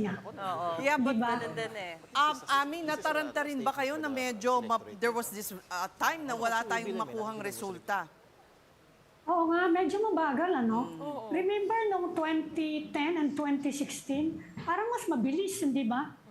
Parang mas mabilis siya tayong bilangan. Ewan ko, ah. Mukhang ibang sistema nun, tsaka iba yung priorities eh. Kahit nung 2022, Ano to eh, ewan ko, Ami, baka mas mahirap kapag, kapag ganitong napakaraming ano. Napakaraming But transparency anyway, survey. standby kami hanggang mamayang ano, hanggang mga, siguro midnight. Medyo ano na yon. Although yung sa Davao, sure naman eh, nobody is expecting ano. Sayang yung Surprises. pag-resign ni ano, no, sayang yung pag-resign ni Carlo Nograles Sa sa civil civil service. Ako, si Ami is calling it already. Philippine Star po yun, wala akong reklamo doon. Oo, Philstar yan na hindi one news. We didn't call anything yet. Mataas si Marcoleta. Marcoleta, dito, number ah. 8 siya. He's at number 8. Yes. Again, 57% Although so ano pa far. lang yan, It's half sparse. pa lang yan, di ba, Oh. Ed?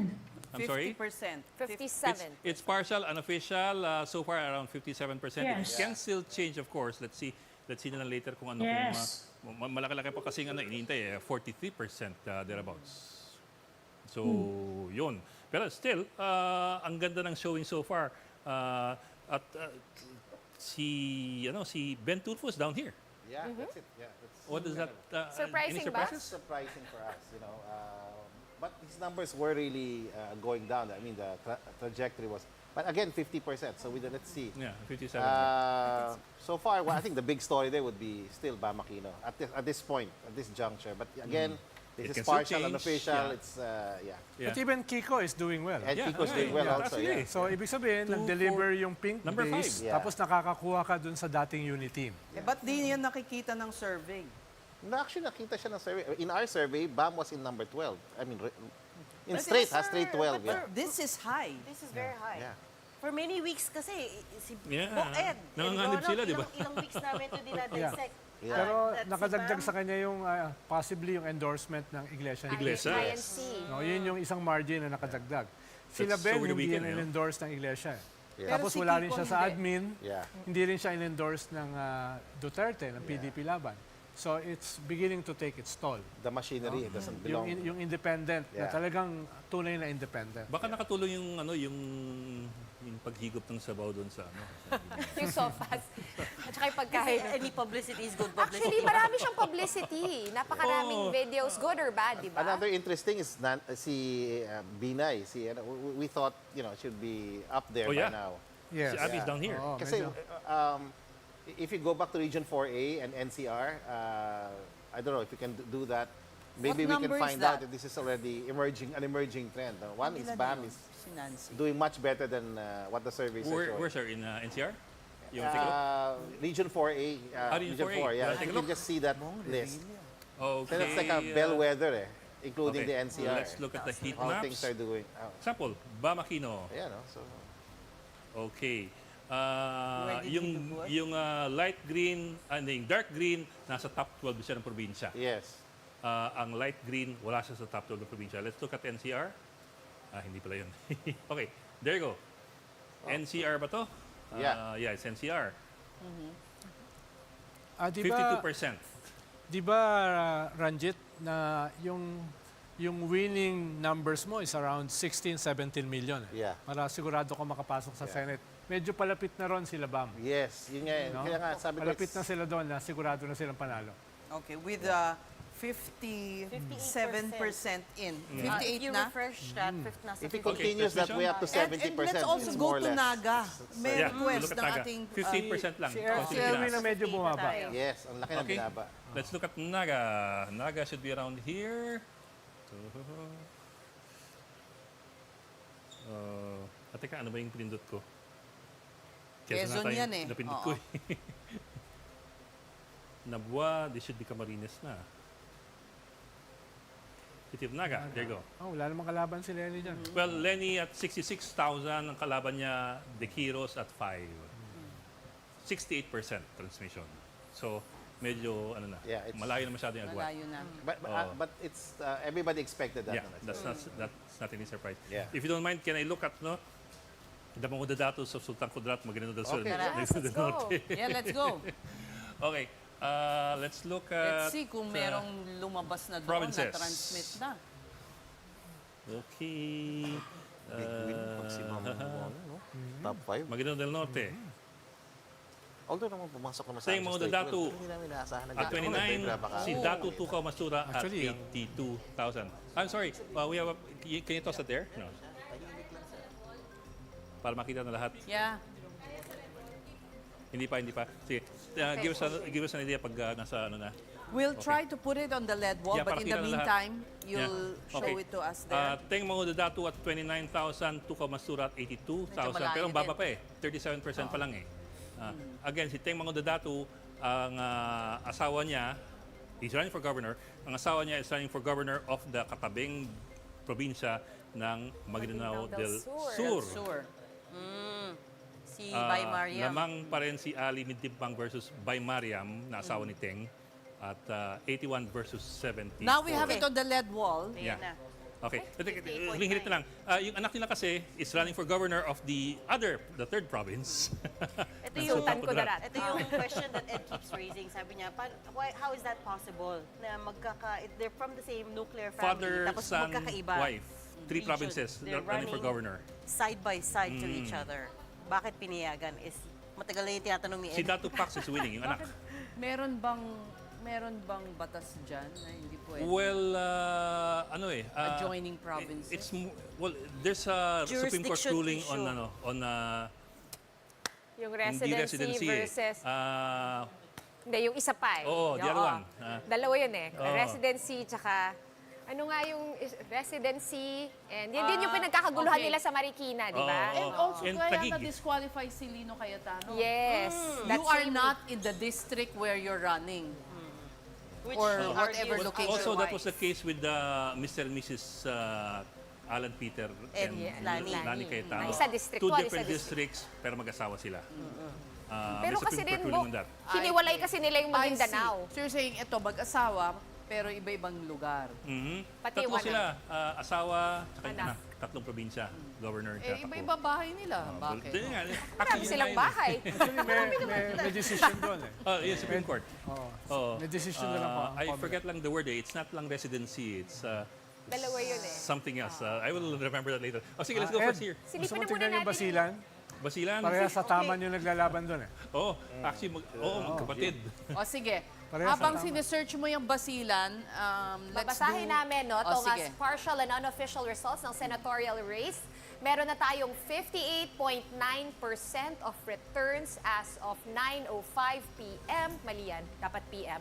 So nangunguna pa rin si Bongo with 19.4 million votes. Sunod dyan, Bam Aquino, 15.9 million votes. Number 3 pa rin si Bato de la Rosa at 14.8 million votes.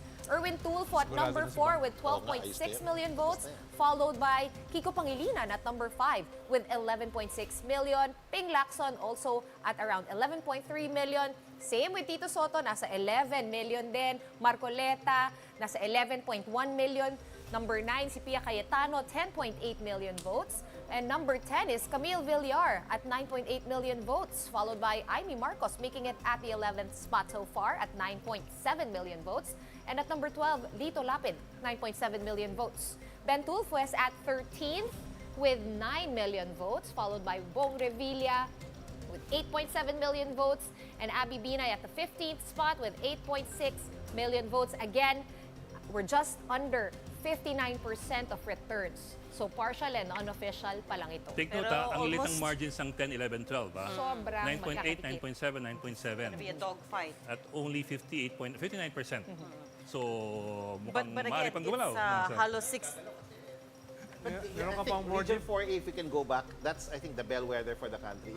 4A. Sir, Kasi 4A? we have to find out why Bong Revilla's numbers are like that. 4A? Okay, Region 4A, 4A, Calabarzon. 4A. Or Yeah, Calabarzon, Calabarzon. just the Calabarzon area. Okay. So you want to see whether how he did in Calabarzon. No, in general, what has come in Well, terms so- of percentage. Could we conclude that the people are a little more woke? Yeah, well, yeah. I mean, obviously, if you see Bam Aquino with those numbers, people actually chose, you know, there was some level of reflection and discernment It because seems Sir, that is the 4A. story of this. Yeah. This Ayun is na. 4A. see, Calabarzon. Okay, Bam so at Calabarzon delivered for Bam. 58%. Bongo at 46. Wow. Kiko at 42. 43. so Bam and Kiko really, I mean, the pink wave, whatever Ito that yung wave is, no, that mukhang movement sa Calabarzon delivered. galing. Obviously, because Kiko and Bam are doing much better than Yes. the surveys. I mean, I personally, we didn't expect Kiko to do this well here. Yeah. But he was part of the, you know, statistically possible 12. Yeah. The Hindi biggest ba dapat parang bailiwick ni Bong Revilla yung Yes, lugar na exactly. That's what I'm saying. But yun? you're It's right. very Cez. low. Yeah, much. Yeah. Nasaan percentage si here? Revilla? What's the percentage right here? Almost 11 Ito, ba sir, yan? 12. Revilla. We're also at 58%, 58.9. Here in Calabarzon. What do you mean, sir? What's the percent of the voting? transmission? 58.9. Of the 58.9. Okay. Yeah, Of the same. transmission, No, you that's mean? for the nation, but Yeah, not that's for nationwide here. eh. Let me see Calabarzon. transmission kung meron tayo itong That's specific 9 million locations. votes worth eh. So, Okay, let's see. assuming maybe 7 million will vote. That's Pero still may, long. may regional ba yan, Bo? Sorry, sir. This is ano eh. This is okay, I'm sorry, provincial I'm na eh. sorry. Parang wala yata regional provincial. breakdown for transmission. But anyways, it seems like yan nga yung story of this national election. Kahit na nasa 60% na tayo, palang tayo, si Bam and si Ben. Ben's numbers are a big surprise because Yeah, in that's the big all the surprise previous for us, yeah. surveys, whether that's Octa, Pulse Asia, SWS, nasa 2 or 3 siya. Yeah. So this is Five actually ranked 5. sa But you're saying, Professor Ranjit, you're not actually surprised kasi yung trend niya is downward. Yeah, most of the administration bets were on a downward Could it trend be that anyway. they can only vote one Tulfo? Could it be that the voter was thinking, It's I'm possible. gonna choose one? Yeah, it's possible. It's very possible. Kasi two in the and then the fill-out rate was also an indication over the last 3 cycles we've been surveying. The fill-out rate was just between 5 to 8 names. In NCR, it was around 8 names, meaning people are not filling out their ballots. They're either strategically voting, they only vote for people they recall. So, you know. You're that's- talking about the people who don't vote 12. No. Yeah, the fill out of the ballot was Right. between 5, on the average, around 5 to 7 names. We did But see in that NCR, in it's one 8. precinct, di ba Yeah. kanina when we were starved for results? In balance Luzon, it was around 5. matagal-tagal din Five. na when you Five. were So, starved. the low fill out rate would mean that people were strategically voting. And obviously, So at to this point, although it's too simplify- early to call, So to Bam simplify, Aquino, the average person will vote only 5, 6, 5 or to 7. 7 names Yes. at most. Yeah. Uy, si Ami nandyan pa. Baka may... Ami, Ami, would you like baka may to tanong ka. chime in? Anong mga nakikita mong unusual? Ami, Uy, yung Ami, audio mo. nakamute ka. Ami, your Nakamute audio. ka, Ami. Nakamute daw ako. There, there. Okay na. Ngayon din. Nagalit. Okay na. Galit na. Okay na. Ginalit Sabi nyo ng eh. Comelec, total 300 automated counting machines daw yung had to be replaced. Yan lang daw yung total. 311. Although medyo marami-rami yun. 311. Ewan ko kayo kung nagkaroon kayo ng glitch kanina. 311 Nagkaroon daw. ba kayo ng glitch na Ako, na-encounter? walang Kanina ka-glitch. nag-aaway pa kanina si Amy saka si Ben Hurabalos Yun na nga eh. Sabi ni Amy tuwing masisira daw yung lumalabas na pangalan yung kay Abalos. Oo. Siya yung nagsabi na puro Abalos yung lumalabas. Pero we asked Attorney Rex Laudianco of pwede mo rin Comelec. tignan yung Sabi party niya, list. Yeah. Mukhang These are may all drama anecdotes. rin sa Wala party naman daw list. proof that there has been a Oh. mismatch in the electoral Yes. returns. Okay, Sa Ami, Eastern Visayas. Eastern Visayas, yung resulta. Oh, Eastern Visayas. Teka, ha? Kay-speaker yun Well, talk through the party list first, tapos punta tayo Okay. sa... Okay, Ami, dito muna kami sa Sorry, party list dahil naka-load na. I'll go back hindi to ba you. party Sige, list sige, ni okay, speaker okay. yung Sige. tinggog Party na list yan? race, Akbayan, ano tayo, 50, Wow, may 8%? magbo-blow out dyan, Oo nga eh. Pag mahal May mo, magbo-blow out dyan. That's 2.2 million. Yeah, that's Ayun, number That's more than 2%. That's the incredible story there, Akbayan. Even overcoming Duterte youth, which had a momentum Yeah. in our Why survey. incredible? Why incredible? Well, in our survey, last 3 cycles, they were... wala kami sa Octa. Hindi, pasok sa Octa, 1 seat. Tsaka Well, ano this niya, is worth more naubusan than niya that now. AXIS. Ito parati nasa taas to eh. Yes, lagi nasa taas yan. Di ba? Usually, Pero yung number 1 sa mga AXIS. survey, Four 4 piece. Yeah. Saka 4 Duterte piece youth. tingog. Ang number 1 Ako sa Bicol, 4 o piece sige. tingog lang yan. Okay, let's look some more. Solid North Party, Uswag Okay, Ilonggo, ano pa yan? SIBAC, Trabaho, Senior Citizens, ML, What? Pwede. Mamamayang Liberal. Laila Dilino, masok ko. Pwede. Pwede. But number 12. Pero malayo pa siya sa 2%. Malasakit pero at yan? Marami Bayanihan, namang makasali PPP. dyan eh. 1 seat at least. 1 seat na yung kwan. Maraming masasali sa kanila. Mamamayang liberal. 1 seat na. One seat na ba yun? Ang alin? Mamamayang liberal. Mamamayang liberal. Si Laila. Laila de Lima. Ano ba sir cut-off yung pag if you say 2%, how much did you get? Depends. Parang it's around 300,000 votes for one. But it will depend on how many people actually vote. Actually vote, for, yes. And then But we need 2%. voter turnout to be able to compute Yes, this yeah. properly. Yeah. Tsaka ilan yung bakante. Yes. Hindi yung Na-fill out ng 2%. There's a 2% floor. Yeah, And 2%. each party has a three-seat ceiling. So once they've finished that out, the next round, they'll fill up the vacant seats. Pero with 57% of the votes, Yeah, that's good. halos sigurado na si Laila. Yeah. At least 1 seat, yeah. Oh, Kami, agimat, yung mababa. Akbayan, halos sigurado na rin. Yeah. Any surprises here Bayan for you? muna, Ano pa yan? 3 yan, no? Most Oo nga. Tinitingnan namin, Ami, yung partial and unofficial Yes. results of the Teachers, party list. Teachers.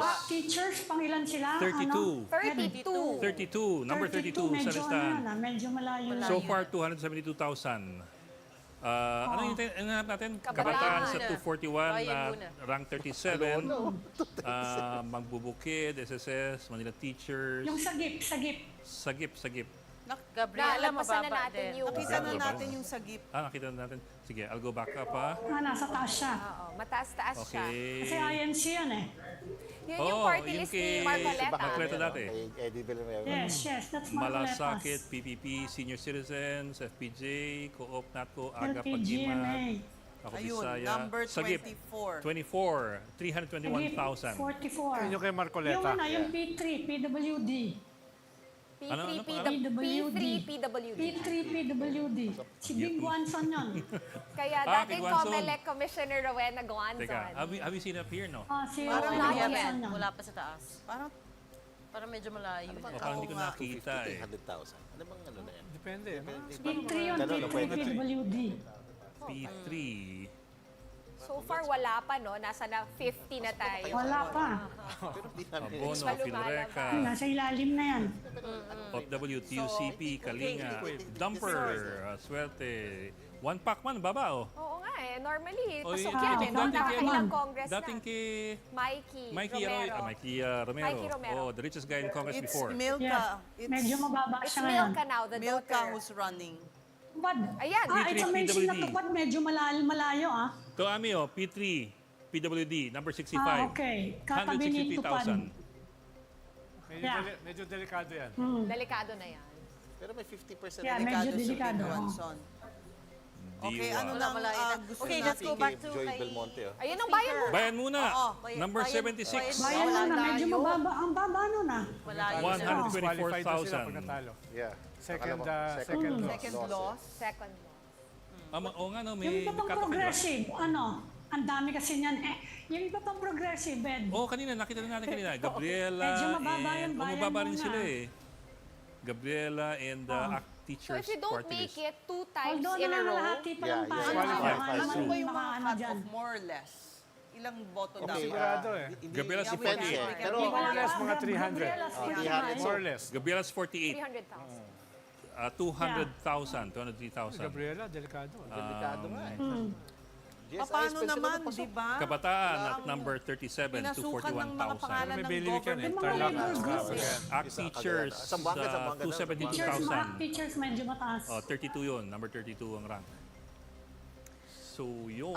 Balikan natin yung Ano? Sino gusto makita? speaker, yung request Oo, says. balikan natin yung kay speaker. Eastern Visayas. Eastern Visayas. Visayas. Teka. Regional. Meron na Bayan. din, if we could have it Ano on the nga? list. Meron na rin updated sa Senate Ay, sorry. races. This is ano eh. Party list eh. Teka. This party list, malalagay rin ba natin yan sa lead board? Dun? Kumagrab nila. Teka, what are we looking for Meron again? din Eastern Visayas. Eastern Visayas. Meron din tayong updated results yata ng Comelec, Latest. ng Senate race or party list yun. Wala akong ano So it's eh. now 58.9% ang transmittal ng data. Pupunta ako dyan. Umakyat ng Medyo mataas na 0.9. siya ha, 60% na tayo. Oo nga eh. 60 na ba? Almost 60 kanina. So, 65% Very, very na. close. We're at 65%. I just refreshed. Bok, sorry, I can't go regional here eh. Provincial. Let's go na lang to Leyte if you want. Leyte, yes. Let's go Diba to Leyte. Yeah, tama, Leyte. Leyte, Okay. lugar ni Speaker. Aba! Ikot Petilla. Ikot Petilla, 465,000. Pre ang plus laki ng kita, laman. 26,000. That's for 465 governor. to 26. You want to see Congressman? Sandy Javier, oh. What do you want to Sandy see? Javier, ano post? Para post. Oh, parang ng klaban eh. Sigurado yan. Sanggunian. Di ba yan ang Ito, problema? House. Ayan, Up, ayan. Lilipat na lang ako sa Okay. kabila. Wala siyang kalaban. Okay, we'll take We have Congrats, to let Bayan. one of our guests, si political pandit, Ronald Llamas, go. Our political since papa. He still has a commitment after this program. Salamat, Ronald. See you tomorrow. StoryCon. Dalhin mo yung, bring your best insights. Kasi this is looking a bit lopsided. Okay, Tanong natin. Papakain ka. lechon. Aba. Both. Kasi may Sa mga the big nagnanong. story din, ha? Kailangan Teka, Lechon para umabot ng big story. Maraming salamat, Ronald. Ang balita Thank ko you si so Ronald much. tatawid doon sa kasama natin sa Zoom. Kay Ami. Oo nga eh. Baka matraffic eh. Meron pa siyang one stop bago umabot Bago ka kay... umalis, parting shots mo. Parting Baka shots mo matraffic. ba para sa... Well, mukhang on a lot of levels, party list, sa Senate, no? Hindi ko alam yung mga local, nag-deliver yung akala nila ay very dormant na pink wave. No? At nakakuha pa sila doon sa siguro disenchanted na unity. Dahil doon sa pagkakahati. Kaya hindi lang dito, tingin ko sila yung pinaka-big winner. Dahil hindi expected. Okay din na wala. 62%. 62. Di ba? Yes. Thank you, Ronald. Saka pag mahal mo, Oh, ano naman yan? Sige. May hugot na naman siya. Okay. Pagmahal mo, akbayan mo. Akbayan mo. diba? Oh. Buti pa si Ces, ang bilis. Maraming salamat, Ronald. Bukas na lang yung pabaon. Paletsyon pala. Okay, yan po si Papa. Okay, Comelec has now transmitted over 62%. That is roughly, exactly 58,238 out of 93,629 precincts. So that's where we're at when we're... Okay, this one, we have to refresh our background. I'm seeing should be around 65% now at this point. Pero 62%. in any case, just a few You minutes want to delay. check Comelec? Comelec Tingnan should natin be yung Comelec at ERs. 79%, almost 80. Okay, 79% election returns na transmit Yan yung na. unofficial, Ed. Yeah, yeah. All the surveys expect at least 7 to 8. So makukuha din natin ngayong gabi yung unofficial actually. Yeah, like happening. later Happening at the tonight moment, siguro. yeah. At the moment. Not as Yeah. fast as we In fact, thought earlier. Five are in, but Yeah. you know, In fact, most of them said at least 8 yes. amongst the Allianza bets will make it. Yeah. Ang dami ko narinig na predictions Yeah. na Is gano'n 8. leading up to today's election. Yeah. Sabi, at least 8 will make it. The question is whether Ben-Hur will make it, whether Camille Villar will Yeah. make it. But it looks like hindi. It's not, I mean, Abby Binay, nasa number 15 at the Yes. moment. When in fact she was surveying pretty well in the lead up Yeah. to today. What do you think could have led to that drop? Well, I think, yeah, Abby, Binay. one is strategic voting on all sides. I think there She was left out of all Yeah, those. well, she was left out on all sides. On the Duterte side, strategic voting. The liberals came out, silent minority, but you know, came out with probably just voted for Bam or Kiko, you know, things like that. But we still don't know. There's still some votes left. What's clear now is that 5 from Alianza are in. And you know, it's an interesting makeup. If this is if the trend continues, you know, it has implications on the short run for the impeachment. Impeachment. There are implications long run for 2028? your legislative agenda of the president, because there are quite a number of people from the opposition who are now in. So the opposition of the Duterte, they're now leading, and then the opposition from the Liberal Party and the Pink Movement, Umalis and na 2 y- are in. Umalis na si Ronald just as we were talking about the legislative agenda because that's also Yeah. his concern kung whether President Marcos, given a divided Congress, will be able to push through his legislative agenda in the last 3 years, di ba? And But one let's now thing that- bring in Yeah. political scientists now that the Papa Pundit. Papa Pundit has left us. Dennis Coronacion, also still with us, is Octa Research President Ranjit Rai. Okay.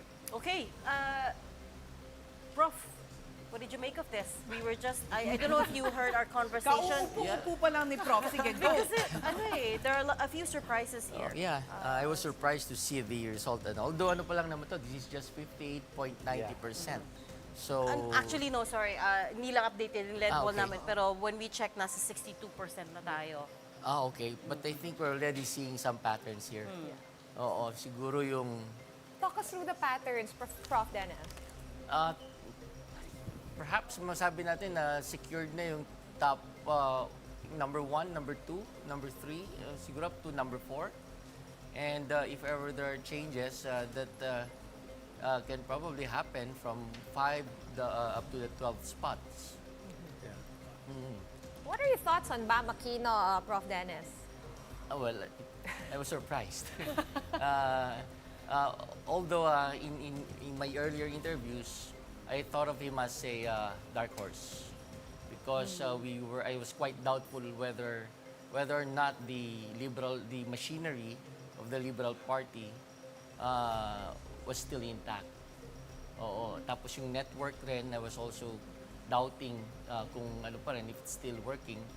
But it turns out that Not just in, but number 2 here. yeah, Diba? oo, kasi sa mga surveys, he was Parang he either was outside. hanging by a thread. Yeah, or And then at sometimes- the end, he kind of went up to kind of in the middle somewhere, no? Yung mga huling survey. But this is number 2 right now. Yeah, I mean, yeah. I know it's under 60% pa, Yeah, pero but right now, it's safe to say, no? 1 to 5, most likely we can Pasok call it. na. 1 to 6, more or 1 less. to They're, 6. they're safe. At 50%, and these are the numbers, you can say that I With think the 11 cutoff is around million. 11 million, yeah. But here's what's going to happen over the next 50% that's coming, or 30 or 40%. It's really who's going to be in 10, 11, 10, 12. 11, as a- 12. Okay, so we're happy in Octa that, you know, we called it Rodante Marcoletas the dark horse, and obviously he's nobody expected Bam Aquino in any of the surveys to do this well, but he was in our straight 12. Nor Kiko Pangilinan. Nor Kiko who, by the way, in our statistical list was still very probable because, again, the gaps were less than the margin of error, 2-3%. So we're happy in that sense that the survey caught that, but obviously we didn't catch. In the latest survey of some bigger companies, BAM was already out. Yeah. Yeah, And so it just shows what can happen in the last Yes. 3 days before elections, no? So in Octa, 20% of our voters will only decide on the day of the voting. So this is what we're seeing. 20%? 20% of all our voters, at least from our survey, will only make a decision about their votes on the day the spot. on the day of the election. Pag hawak na nila yung balota. And you're seeing, we don't know the fill-out rate now. Our last survey showed that only 40% of our voters can fill out 1 to 12. The rest can only fill out, on the average, 5 to 7. So this is what you're seeing now. And it's kind of impressive because Kiko Pangilinan is in. Although in our own survey, we knew he was statistically viable. But this is the But now storyline. look, Bong Revilla, who was at least in the middle, Yes. now nanganganib, Abby Binay too, Ben Tulfo, Even Ben Tulfo. Lito Lapid. Ito lapid. This 10 to 15 is going to make the surveys look bad. This was not the outcome any survey I know was looking at. I mean, we were thinking, yes, Villar Marcos will be at the end, but certainly not Tulfo, not Revilla. Well, let's see what will happen. There's also so much talk about the machinery, like, going all out during the last 2 weeks before the election. So what could have happened there? I was they did. wondering the same thing. Yeah. Baka may insights Yung si mga Professor command Dennis. votes. Command votes. Nasaan? At saka, did President Marcos You can do say a lot hindi of personal nag-deliver. appearance He in did. the last week or so? He did. He did? I mean, they only did 16 out of their plan, 21 rallies as Tama, they were Alianza. planning 21 sorties at the very But he least. did But show he up. did. He did show up to all of them. Cebu, where else? Cebu, Batangas, everywhere. Did the machinery work is the question. Well, it seems like it did not work well. Oo, kasi I remember in Cebu, no, the president summoned all the Cebu governors. And they all showed up and pledged that the votes would go to the Alianza. I wonder what happened to the Cebu votes. Yeah, Well, we medyo can si see it Gwen on the board, Garcia nga yeah. rin, nanganganib eh. I was gonna say, may impact ba yung the fact that she was put on preventive suspension? It's possible. It's possible because she was the machine that the Alianza was using, and even she's struggling right now. Yeah, but the thing is, we still have a lot of votes that are coming. Mag-update ba yan, Bok? Nakaupo na si Bok, pinatayo natin. Kasi ito Don't be ngayon, what resting we on have your is laurels, 58.9%. Ayun na. 62% 62, pa rin eh. so slightly. Malayo-layo pa rin siya eh. Oh, 60. Pero yung... That's for us, ha? Pero Let's yung look Comelec is 76 already. at 79. 79. Almost 80. Yeah. So we expect that in a little while. Yeah, to in a reach little while, 77. maybe 15 minutes, thereabouts, we shall see better numbers. So at 62%, Can we revisit again yeah, some... senatorial votes? What do you like? Some local battles. Some locals. Some Let's go local back to battles. Sige, Cebu let's and go. see Yeah. how Gwen Garcia is doing. Cebu. Oh yeah, Batangas is also Okay, interesting. but okay, after this, we'll go to Batangas. Okay. Ayun, we were saying Gwen Garcia 62.31%. nanganganib. Ito na. Now, this is rather high. Yeah. That's it. May More or less, that's it. makakaabot pa ba? That's it for Wala her? dyan. That's it? I mean, For me, that's... is this more or less it? yeah, more or less. It will be- 62% transmission pero she's far. Yeah. Yeah. Okay, what we're 830 versus seeing 538. is Mahirap mag-catch up. Pang Baric At the local 4. level, that kind of lead is, not insurmountable, but, it's now a hard, at 60, at nearly 70%. Yeah. So you're saying there's a chance, but it's very, very slim. So The trend is obviously with the challenger. 300,000 votes ang kailangan niyang to catch I'll up. read it so to share with our audience. So at 62.31% transmitted, we have Pam Baric 4 of PDP Laban with 830,000 votes, and the incumbent Governor Gwen Garcia with 538,000 votes. So That's a big surprise, ha? Kasi Garcias, the Garcias of Cebu, No? All the way Also, from if you take a Pablo look Garcia. down, the running mate of Governor Glenn Soko is actually has a comfortable lead Yeah, over. 795 versus Yes, 312. and I Although remember he independent ran to eh. before and he lost, also with Gwen. Yeah. Right? Although independent yung kalaban niya Oo. versus yung PDP laban. Now, let's go to the Batangas province. Okay, Batangas. Oh, Patay muna natin. are we expecting a surprise in Mukhang may Batangas? Let's surprises. see. Okay, Batangas. Uy, Okay. Oh my gosh. si Ate B. At 74%, si Ate B is nasa 549,000. Ang medyo malapit, Pero, si Mike Rivera. si Lucky 447. ay... Hindi naman to much of a Hindi surprise. pinalad. Si Vilma. Hindi pinapalad. Oo, si Lucky yung medyo, Okay, medyo tingnan malayo. natin kung lucky si Lucky. Di ba tatlo silang magkakamag-anak dyan? Dodo Manzano, The other Manzanas son. at 688, Lucky Manzano at 475 at 74% date transmission. Sino yung isa pa? The other son, si... The other son, Ryan. Ryan Christian. Running for... Running So yeah. For, I think, councilor? Congressman. Congressman, okay. Let's go down. Sanggunian, Yun. House. House. Oh, si Leandro Leviste, Leandro 228,000. Eric Buhayin at 73. Leandro Leviste, the son of Senator Loren Loren. Legarda. We also have Jinky Luistro, no, of 91. Quadcom fame. 91,000 versus Rani Abu at 56,000. Okay, dami pa lang no, congressman nila.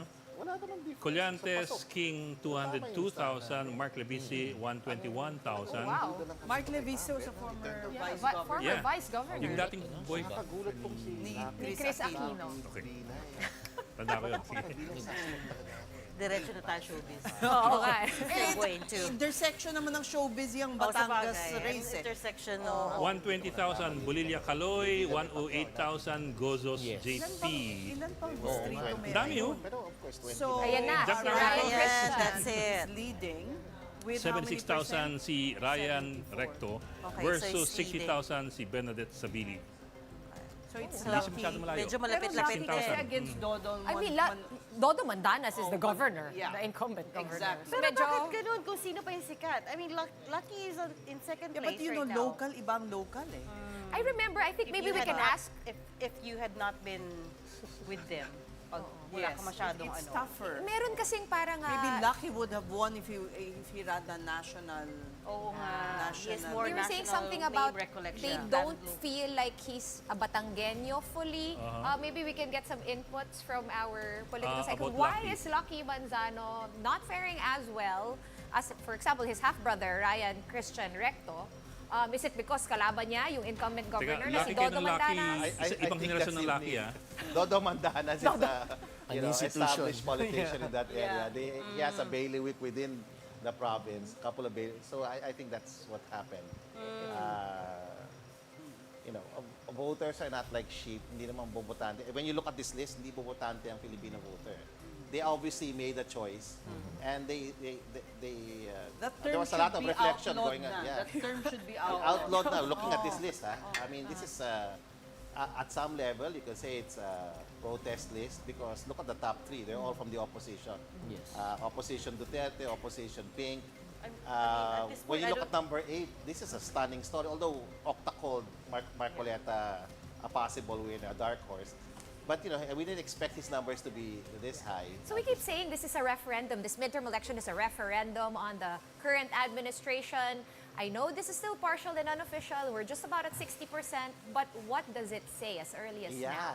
Well, we all thought that the Alianza will win big. Yeah. But right now, they're suboptimal at 5. We're expecting 7, 8. So we don't know. It will come out in the last 6 seats here. What's going to happen, the last 50%. But right now, it's it's at one level. You could say it's a protest. People are saying, we want more a difference in the political lineup. But Alianza will still be, will still win a majority. 5 seats so far is secure. So we don't know if Camille Villar will get in, Bong Revilla. So this is the key Lahat now. naman ng elections is a referendum on the current, on the incumbent. Yes. But in my mind, there is a question of kaka-mention niyo lang po, there are two different oppositions now. So what does that say about Yes, the exactly, incumbent? yeah. We're talking about opposition, traditional opposition, Liberal Party, Yes. and then now there's a Duterte opposition, Duterte-aligned opposition. What does that say about Yeah, how... although Octa called Pangilinan and Aquino, we didn't expect it to do this well this early. And it's safe to say, I think they're going to make it. They're really going to make it with 70%. And it looks like the trend has shifted. And the Filipinos have voted for the opposition. If you look at the first, 5? To a great extent, the majority are from the opposition. They're not united, of course. It's the opposition that's associated with the liberals, the moderates, and then there's opposition associated with the Duterte family, and they're leading the pack. They're leading actually everyone by a large margin. And there's 40% left. So this is the trend that we're seeing. Now the question is, will Alianza still get 2 more, which is what the surveys, all the surveys are saying. Alianza is optimally going to get at least 7 to 8. And there's still a chance, no? And there's still a chance, yeah. Okay, but for now, can we check on Medyo some tight of pa eh. the hotly contested local battles? Okay. Why don't we recheck the city of Manila? Manila. Okay, let's look at local again at Metro Manila. Isko, 446 versus Hani Lacuna, 161 versus San Sosa, 137,000. 68.7% transmission rate so far. So, Not too much gray malaki. area. I think the people of Manila have already spoken. And, Yeah. It's a resounding rejection of the administration in power at the moment. Yeah. So is this really more or less it? I mean, it's already at 68.77%. That's it. I mean, that was That's it It's last going to year change. when Octa had been doing surveys in Manila. Let's look That's at exactly what Makati. happened. Makati. Okay, 65%. That's it. Nancy Binay, 101. Abby Luis Campos at 75. And Victor Neri at Still 1.9. close, ano? May chance pang humabol. Meron pa ba, I Professor? doubt At very much. 65 We're- points. 68. We've already seen some surveys. It is consistent with the surveys that have come out. Bina is going to win. And Kid Pena is going to win. So it's just really what the other surveys have been saying. Because some people were saying, maybe with the loss of the Embo barangays, this could change the game, but you didn't see that. No. Let's look at Taguig because they're the ones that gained all those embos. That's yeah. right. Yeah. Especially the congressional That's fight. 10 barangays. Yeah.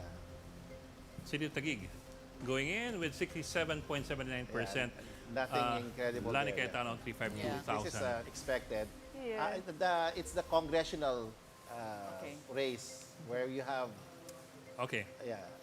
now George Bukobo. that's the tight one. This is the Zamoras versus the proxy of the Cayetanos. no? Yes.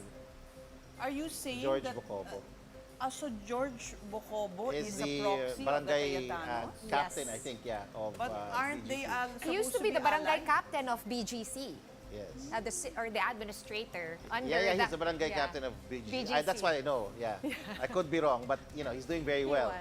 He's leading by But 20,000 votes. 20,000. Pero sir, is that still, already insurmountable? That could still be breached, And you know that Representative Pami Zamora is the incumbent in that area. Yeah, she is. So yeah. But So at the difference is about 20,000 20. votes for now, but we're only at 67.8%. exactly. It's Pwede pa. Pwede pa. Magbago. Pwede pa. Right, but you wouldn't expect the Cayetanos to run again, have a proxy against the Zamoras who are their allies. Yeah, but this is how politics is. Yeah.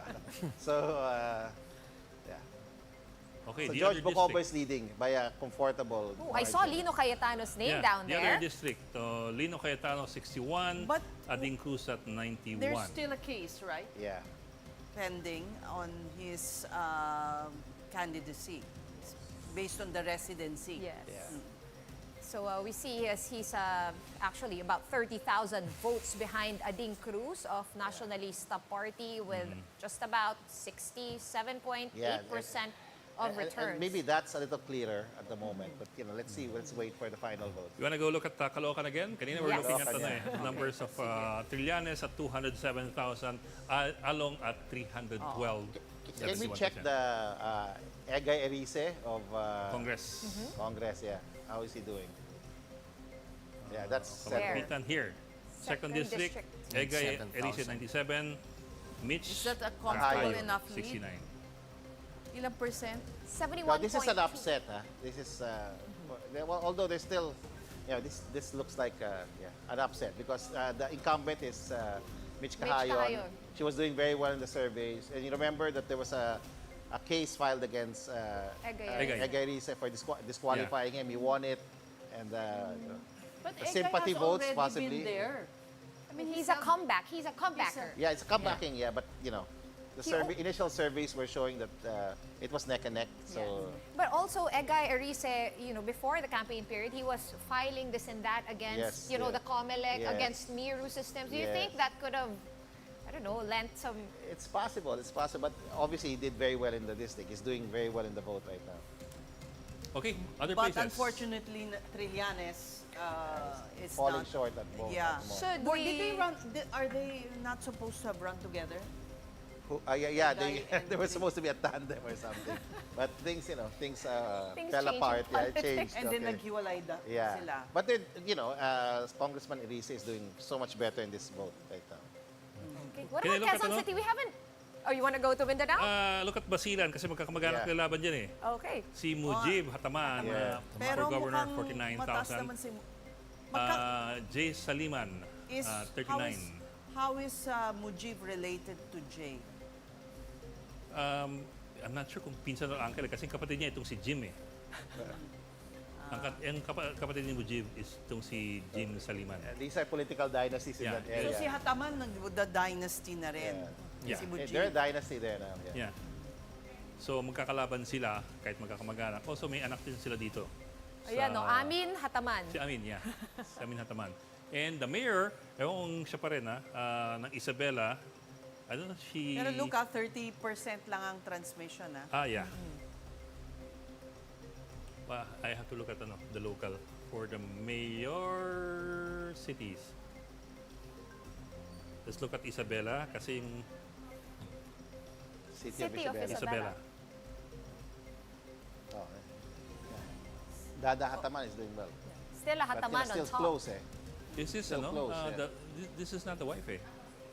But it's Hindi still pa yung close. pangalan eh. It's very close. Si City, I forget the full name. Anyway, but Hataman is leading at 19 versus So that's Saliman like, again That's already like 4 at Hatamans. 14. Magkakamag-anak yan. Saliman, tsaka yung Hataman. Tapos magpinsan pa yung mga iba dyan. Pero Sino pa? Special request? special request daw ay silipin natin ang Quezon City kasi hindi pa Quezon natin City. siya nakikita. Yeah, Okay. and the district is... The districts are gonna be tough. Yeah. And So we have six. congressional QC? race. Yeah, because the Because mayor alam is na natin yung unopposed. mayor. Oo. Well, Joy Belmonte at 984. Next is That's expected 20,000. din. So, ang layo. Pero yung ang interesting dyan yung sa congressional. Yeah, and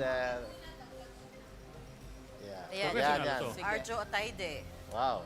84,000 versus Bing Bong Crisologo at 60,000, 72. You have to understand that vote, When you look at that vote, that's Arjo also... Atayde. Arjo Atayde is the future of Quezon City also, It's going to be... This is the actor, right? Yeah, this is the actor. So he's doing 2 election cycles, doing very well, building a base of support. So you can Anak see that ni- these are the people who will, after Joy goes down, there's obviously going to be a competition between Because this is aspirants. her last term. This is the last term. And Anak in ni the Rafi, second district, si Ralph. Ayun na, Ralph Tulfo. Nothing, congressional. that's surprising. That's Fra- surprising to you? No, not. Not Not surprising. No. Not surprising. Franz Franz Pumaren, Pumaren. that's the one that I wanted to see. Bong Suntay. Are you- Yeah, Franz- okay, Oh, guys. wow, that one this is close. Dikit- That one, the incumbent Like there is that. Rillo. The incumbent there is Marvin Rillo. Yeah, Bong Who Suntay won- lost the Yes, last time. by a slim small margin. Yeah. And again, we see that small margin still in That's play. my district near, that's where UP is. Ate Rose Lynn, hindi ba yun yung na-implicate dati sa Farmally scandal? Hindi Si, ba siya yun? si Rose Nonolin. Oo nga. Yeah. Ate Rose She's Lynn. still, she's getting Rose votes, Ronalyn. 92,000. Yeah, Itong it's still a pangalan tight ate? fight, Ay, hindi ko, Talagang ate. baka dinagdag, Rose Nonolin. baka dinagdag lang din. But do you remember that name? Yes. Farmally scandal. Ito nang isa, Ate Rose de Guzman. Dalawa silang Ate Rose. Baka Honorary title. Yeah, but na that's yun. still tight, That's still tight. Yeah. But very PM tight. Vargas is ahead. That's the brother of Alfred Vargas, Yes. the younger brother. All right, shall we go now to Laguna? Okay. Yun, okay, Looking at forgot that. provinces. That's yan. Sol Aragones, yes. Laguna. Ito ba? Ito, Laguna. Yeah. Manila, yeah. Okay. Sol Aragones. Sorry, 75%. Sol Aragones, 592. It's a tight. It's tight, Fernandez, It's a tight 525. Sir, that's still no? That's Pwede still, pang- no. pwede Okay, pang the big story there is magbago. Dan Fernandez. So in most of the surveys, he was leading. But in a three-way contest, everybody thought Ruth Hernandez would have a chance. Ruth Hernandez is the wife of the incumbent Dan. governor. Ruth Hernandez, the incumbent governor. Governor Hernandez, Ramil, I think Hernandez. Ramil, yeah. Yeah, and the challenger Sol Aragones lost in the last election, and she's doing so much better now. But there's still, that's a big lead, yeah. That's a big lead. And, It was expected that Ruth Hernandez would be leading in a three-way contest, four-way contest, but at Dan Fernandez at number 3, of and, course, yeah, he rose to suboptimal. fame Yeah, during the Quadcom hearing. Suboptimal, in your yes, opinion? very suboptimal. But Iglesias didn't Because bring he him. was so- surveying better than this. No, he was surveying better yeah, than this. much better. Oo. When, So in the now early he's in part of third the place. And then, which brings us to the other impeachment prosecutors. Tingnan natin In Manila. si Sino? Congressman Joel Joel Chua. Reyes. Chua So, and choose Benny pick one. Abante. Julius. Congressman Joel We can Chua look sa at Manila. Manila's, because the vice president went there specifically to go to campaign to hit against the him, sitting to criticize congressmen of the districts. Yeah, let's see how they're doing. Teka ha? Cities and municipalities. And then, of course, that has implications on the impeachment process Sorry, itself. Manila pala. Yeah. Right? Okay. What do we want to Tingnan look at? natin yung congressional. Okay, guys, that's also something relevant. The vice mayor, Chi Oh, let's go Atienza, with Chi Atienza. first time politician. I mean, Yes. first time running as vice mayor, and Wow, Yul and Servo beating doing the well. incumbent, Yul beating the Servo. incumbent by a huge margin. She Atienza would belong to the Atienza The family. daughter Yes. of Who are Lito former Atienza. opponents of Isko. Yes. Now, yeah. Na naging katandem niya Katandem for niya. this election. So, Isko, nadala ni Isko yung buong slate. Now, let's see kung nadala yung Congressional. congressional. Okay, nasa District 3, si Okay. Joel Chua. Can we see that? Ernix, Oh, okay. Timigan. Yeah, So, first district Lakas, is okay, so Ernix first, the Dionisio. Lakas in first district is doing well.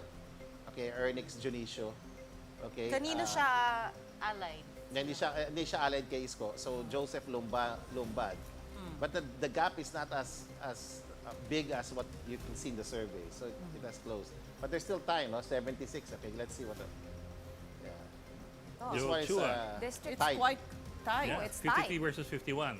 Apple Nieto, Yeah. yung of the famed isaksak mo yung Sa mansanas. lalamunan. Yeah. Sa lalamunan. So, Wow, kung that's a tight one, huh? Very kapatid tight. yata siya ni Yul Servo. Nieto.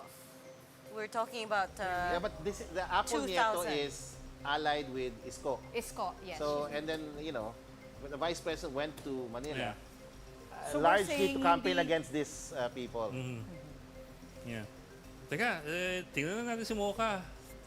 Let's see the... yeah. Wait. Tignan Joaquin so Dumagoso. that's the son of Joaquin that's the son of Sixth district. Isko. Correct. He's Benny also... Bante. Hey guys, Uy, Benny Bante, oh. that's a Benny big Bante. That's a big surprise. Oh, wow. big loss. Yeah.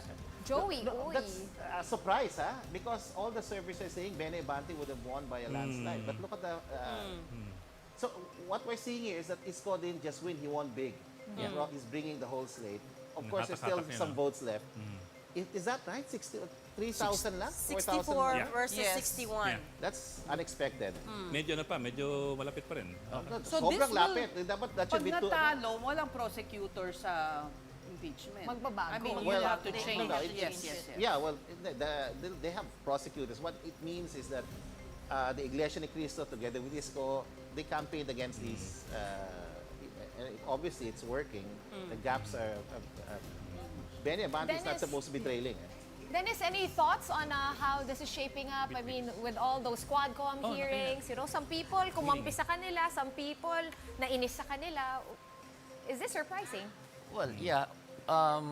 Sabi nga niya, ni Prof. Ranjit, in the surveys, they were doing well. And during the actual voting, it seems to be that most of them are in danger. Yes. Oo, hindi pa. Although may chance pa naman sila manalo, no? May chance pa manalo, but it's a surprise. Kasi nga, siguro naging factor yung personally pumunta doon si Vice President to campaign against this Quadcom leaders. Oo. So there's still great value in endorsements. Malakas pa rin yung value ng endorsement ng isang Sara Duterte. Yeah, in our surveys, the number one endorser in the country is Rafi Tulfo. You won't believe it. The second most popular endorser before he was incarcerated was really Rodrigo Duterte. And by transitivity, Sara Duterte. The president was only the third most popular. Meaning when the person endorses a mayor or governor, you will vote if it's endorsed. So in the country, the president's only number 3. Although in this case, hindi naman kailangan isko Sara's endorsement. He didn't need it. But what's the symbolism of Sara going to Manila? Yes. Di ba? It was after the impeachment prosecutors. Yeah, but if Isko does well, we don't know, 2028, Yeah. what the combinations could be, di ba? There's already Because some... who will be your next vice talk. president? There's talk already, as early as chatter now. online. Yeah. Baka ito daw Her yung combo. visit wasn't just, out of the blue. What's kay Professor Dennis, what's sticking out to you from these results? Ano yung pinaka nakakagulat? Well, yung mga allies ng Pangulo sa sa Kongreso, parang delikado sila. Oo, to think na of course since because of their media exposure, the machinery support coming from the administration, magaman na isipin mo, shoe-in na yan, mananalo na yung mga yan. But again, you could not really tell. What does that say about the electorate this time around? Sige, Prof. Dennis. Well, that our voters are really intelligent voters. Yung sinasabi nga kanina ni Prof. Ranjit, tapos na yung bobotante na era. Okay. Can we call Huling that? last look at Manila before we go sa 3rd District na Sangguniang. Number 10 si Mocha Uson. Layo. Rayo. At 31 versus yung number 1 nasa 73. Jong Isip. How does that look? It's pretty much how the survey showed it.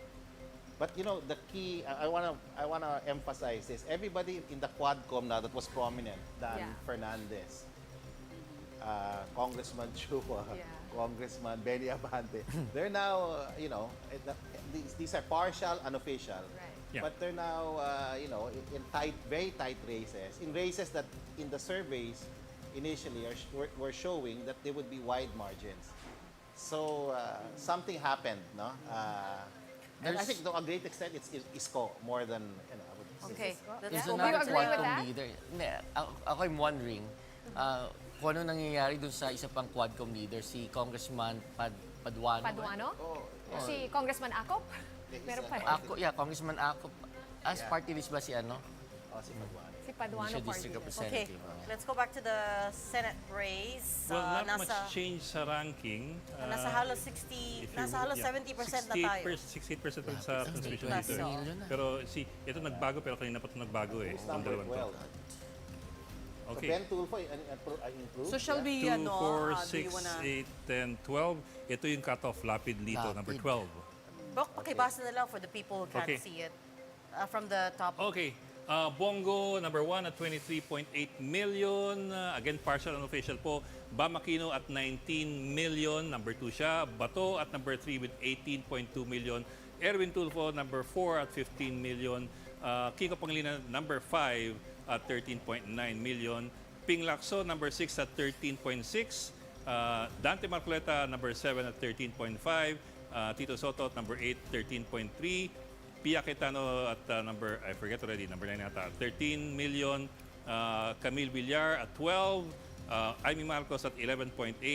And the cutoff at number 12 is 11 million for Lito Lapid.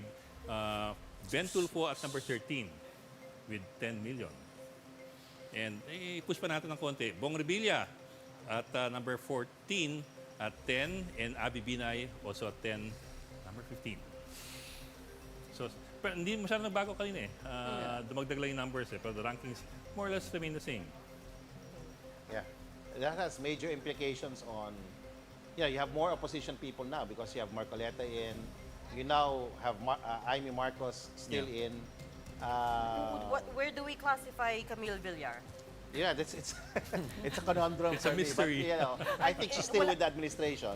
Yeah. So when you count, administration bets will still win more. She's Pero, still sir, with the that's interesting, administration, ah. but Yeah, you how- can guess how she'll vote in the impeachment. Yeah. Yeah.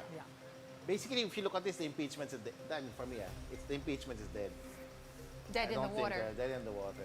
Do you Can I- agree with can- that, Dennis? I mean, that's my own reading. If the trends continue and this is how the vote will come. And nasa 70% na tayo halos. Yeah, So we're getting close to that point when we can almost call it. Pero Prof. Dennis, kayo po, Prof. what do you Dennis. think? With regard to the impeachment, I mean, how many votes does she need to get acquitted? 9 votes? So, kailangan mo lang Eight or ang, nine? ano eh, 8 ang bumoto against the Against. impeachment o against conviction. You already have half there already. you need 8 Yeah. against. Yeah. 8 Yeah, eight For to against. kill her to be the acquitted. impeachment, to acquit her. Yeah. And if you get that, then it's ano. Actually, later on, I don't know if you guys are up to it, we can do a matchup and look at yung mga Ano maging kung alignment. sino ang pupunta saan, alin sa kanila ang ano. Sino yung swing? Yung swing nga is ano eh, kung sinong nasa Like Camille Villar, Like ganon, Camille for example? Villar. on the fence, we don't know kung saan siya pupunta, yung ganun. Hindi. Parang Actually, marami silang ganun. ganun eh. Hindi, parang medyo klaro How naman she siya would in vote. terms of the vote. Oo. If we're talking about the I impeachment don't vote. think it's clear. It will be too simple to classify them. Maybe on a per issue area. Yeah, yeah. The Villas will probably vote with the administration on economic Yeah. reform, on social reform.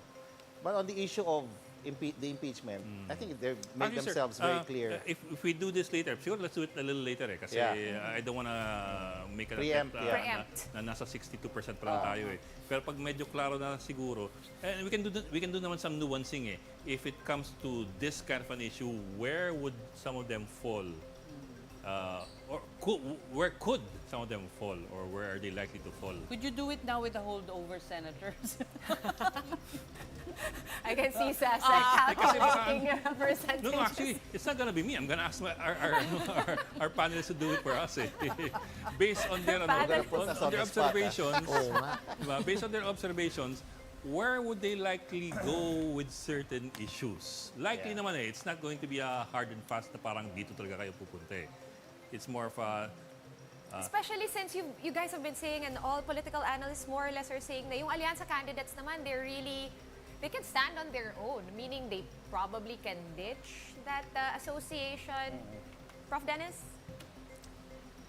Well, at this point, it's hard to guess. Even though they are part of the administration slate, Prof. Ranjit is right.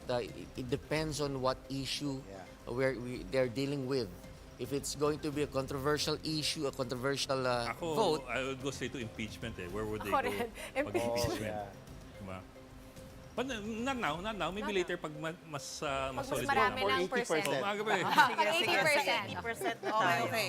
And Ilang don't worry, percent you na can ba? do naman nuancing eh. Parang Halos 70 pwedeng na. dito siya, pero maaari siyang 70 na. mahulog dito o mahulog doon. 70 na Diba? kanina. You can go that way naman eh. Hindi naman kailangan na dito talaga eh. Kasi wala naman ganun sa Pilipinas eh. Ayun pala eh. The Comelec has transmitted over 81.5. Actually, on the official website, 83% na, 83.5, 58% na yung we can't keep na-transmit. up. There. Election result. 83.58%. Correct. And the time check is 10:13 p.m.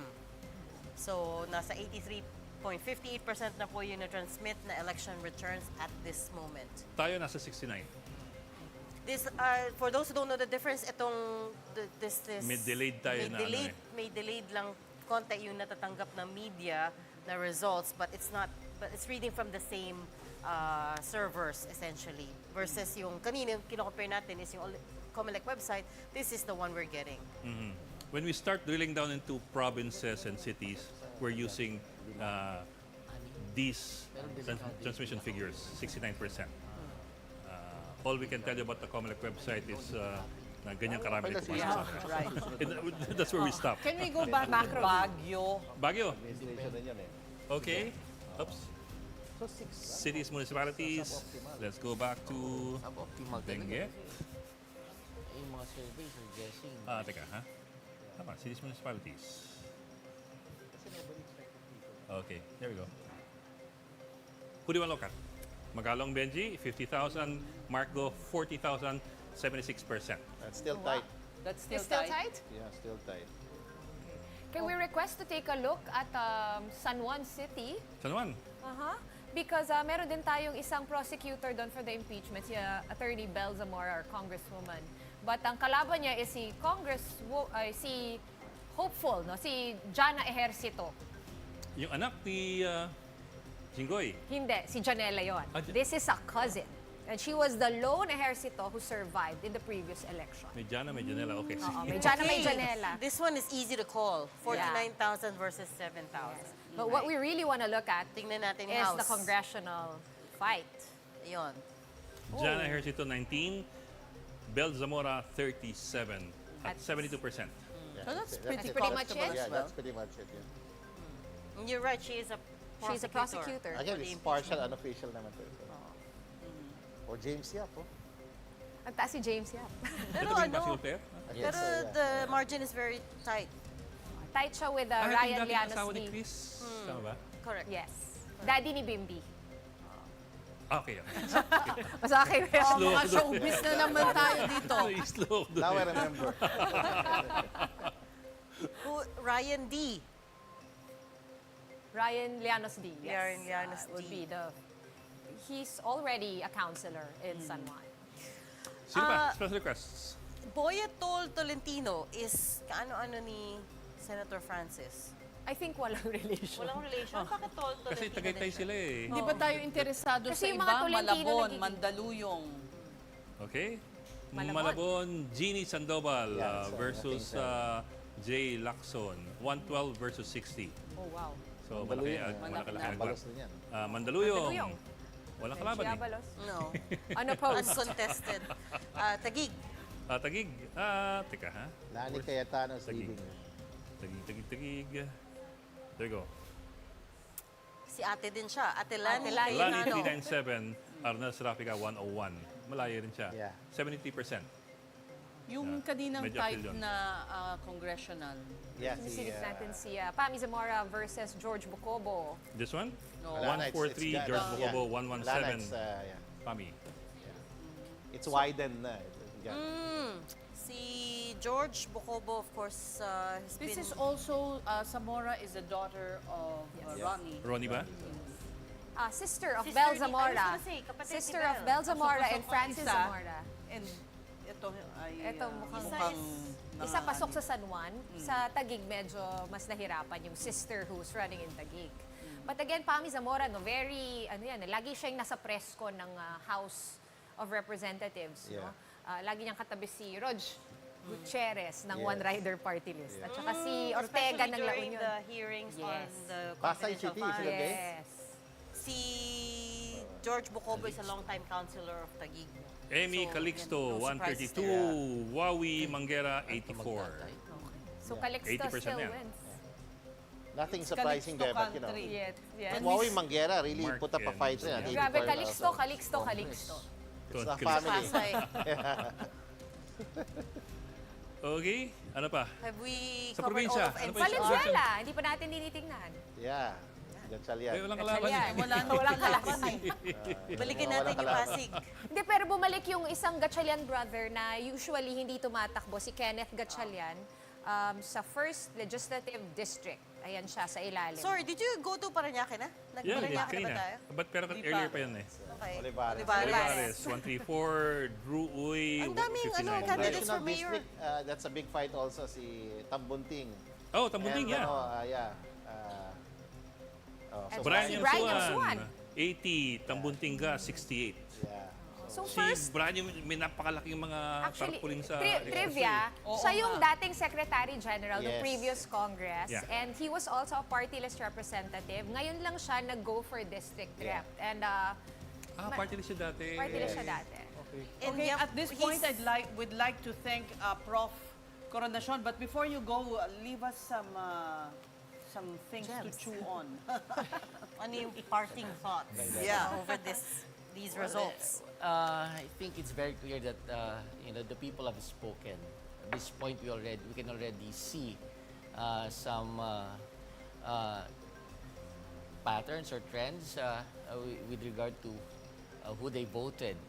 So it clearly, I think, 5 to 6 senatorial positions are going to the administration party, and then the rest are going to the opposition candidates. But of course, as you said, there are two oppositions here.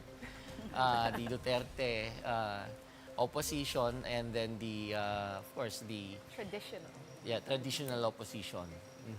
Pero sir, at the danger of oversimplifying, if you were to describe in one sentence how people made their selection for this year, for this election, how people thought about it and made their choice. Yes. How would you describe it? Given the numbers, the surprises, I'm surprised. I think they have, they have spoken with regard to the, whether or not they're going to approve, the performance of the president in the past, 3 years. So this is their, opinion with regard to the president's performance. And it's going to be very difficult for the president in the next 3 years because I don't think he's going to get super majority in the Senate. Limda ka na going Limda out, and then you lost pa ground in the midterm. That's right. Yeah. Oo. So, delikado yung legislative agenda niya, and as mentioned by Prof. Delikado rin yung impeachment. You have a major political exercise, impeachment coming up. Yeah. There are some things na madederail doon sa mga plano ng presidente. So, kumbaga man, things are not looking good for the administration. Okay. Well, thank you so much, Professor Dennis Coronacion, for leaving us with those gems to chew on for tonight. Salamat sa pagpupuyat niyo kasama namin. Salamat din po. Okay, but as we say goodbye to Professor Dennis, we have joining us at this hour political scientist Aris Arugay. He will be joining us though over Zoom. Professor Aris, hi, good evening. Can you hear us? Okay. Yes, I can hear you. Good evening, everyone. All right, before we get going with Professor Aris, Bok, may request lang from one of our co-anchors, si J. Taruk, Marikina. Pakitingnan niyo Marikina. Balik ng Marikina. Tiga doon ba yata Bumalik si tayo G, ng Marikina. Yes. He is from there. The city of shoes. I'm sorry, the city by the river. Nako. Wow. Pero that's still tight, no? 74% pa naman eh. Yeah. Kaya pa yan. Kaya pa. 141 si Pero I Maan think, Chodoro, 110 si Stella Kimbo. Yeah, but this was not what the surveys were saying. All the surveys were saying Stella Kimbo was leading. But, but it was close. It was close, but she was leading. Okay. Let's see the congressional race sa Marikina. Ibig sabihin niya naglo-load pa. Ayan. Marcy Teodoro. Oh, wow. 76 si Marcy Coco Pimentel at 20. Layo. I think we can. This But one is. that was expected naman. Pero si Miro looks like he's gonna make win, it. yeah. Miro at 85. Yeah. Supposed to win, yeah. Don Fab is the closest at 52. Miro, the husband, looks like he's Stella. gonna make it. Of Stella. Pero this move by Coco Pimentel to run for Congress instead, can we now say It was a miscalculation, yeah, obviously. huge miscalculation on his part? Maybe would he have had a better chances balik sa Senate ulit? Oh, well, these were calculations made in tandem with others. There was an agreement there was an alliance with other partners there. It didn't With push the through. Kimbos. Yeah. So it didn't push through. But Hindi siya Marcy nadala. Chodoro is an exceedingly popular candidate in Marikina. Yeah. Nationally, did file- Coco Despite will the beat him, suspension, but no? Marcy Oh, Chodoro. He was suspended. Yeah. Yes, I know. Yeah. Tapos finailan Preventive pa siya ng suspension. di ba? Exactly. Yung But these are resident. still, what's the term? nga, Sub no? judice, They're still being resolved as we speak. That wasn't resolved yet, yung residence issue. Although parang si Stella, there was a campaign against her online. Yeah. Yeah, that was with regard to the confidential funds issue again in the House of Representatives. I remember that day na hindi siya mahagilap and she was trying to escape some of the reporters. Di ba yun yung mga last na naalala ko bago nag-recess And of yung course, when you House. look at the Iglesia vote, no, in these areas, you see the Iglesia vote is really relevant at the local government level. The endorsement, one could argue, yes, the actual votes are relevant, but the endorsement has a secondary effect. It's like a guarantee, okay, let's go for this person. So they've announced, and it seems like their decision there in Marikina With was the solid, Stella, I yeah. remember the criticism. There were a lot of criticism over her. About her things. Yeah. Yeah, but her that watch, luxury her outfit. bag. Yes, but I think that was outfit. from the Duterte camp. Yes. Pero maingay sila. Maingay. A lot of But, memes yeah, about her sobrang handbags, dami. about her outfits, and the implication being, where did she get all Biglang- this? Kala ko ba teacher ka? Guro di ng ba? UP. Parang ganun. Oo. Bilang guro ng UP daw. Do we have Professor Aris? Guro rin kayo ng UP. Professor Aris, just a plug, I'm an assistant professor at the Department of Political Science together with our chairman, Professor Aris Arugay. Yeah. So So we're go- both from UP Department of Political Science. Let's bring in na rin si Professor Aris. Yes, is Professor Aris, can you hear us, Prof? Yes, I can hear you. Ayan, sige, There. Prof, you've seen the unofficial and partial results, about 70% in, no? More or less. More or less, anong masasabi po ninyo? Surprising. It seems like if we will look at the Magic 12 right now, it's you can say, no? Given sa akin kasi parang dahil formally inadopt na si Camille Villar at Amy Marcos by PDP, I'll put them with PDP. It seems like a 5-5-2. No? But the biggest surprise, I think, in the polls were not able to capture it is Bamakino number 2 and Pangilinan number 5. Number 4 or 5, yeah, 5. Yes. So these are very surprising given where they were placed by polling. It's amazing that Bamakino is able to dominate the Lingayen-Lucena corridor, no, which has always delivered votes for the presidency with the exception of Rodrigo Duterte in 2016. It's not looking good for some of the Alianza bets because the polls were revealing that it will be around the maximum of 9, but it seems like they're only getting a little above half of that. And of course, the surprise is that we are getting more than 2 from the PDP Laban slate. No? Well, if we take in Camille Villar and Amy Marcos, that's And, 4. But with and sir, Marcoleta. Congressman Marcoleta, yeah. So, that's it. if you notice, parang it seems to polarize. So parang na-cancel out yung Alianza ticket versus PDP Laban ticket with the entry of the 2 Bamakino and Kiko Pangilinan. So for me, I'm reading it that there seems to be space for depolarization. Bamakino's vote has already surpassed Lenny's vote in 2022. So therefore, there's we can say that the pink constituency has grown, at least as far as the Senate is concerned.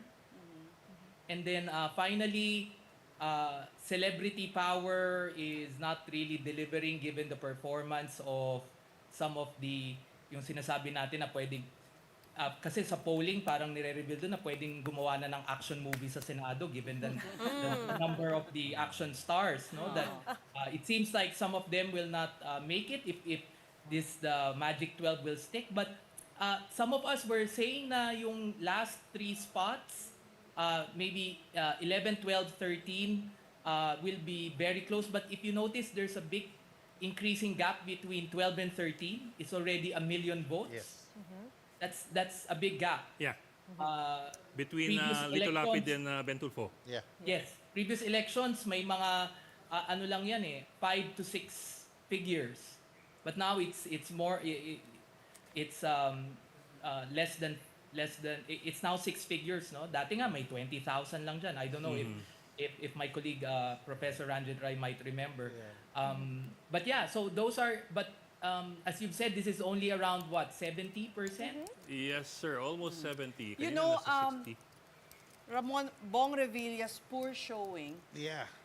what can you say about it? Celebrity is not all that we think it is. At siguro parang na some senators seem to have just replicated their previous campaign strategies, thinking that it worked will work. once, it will work again.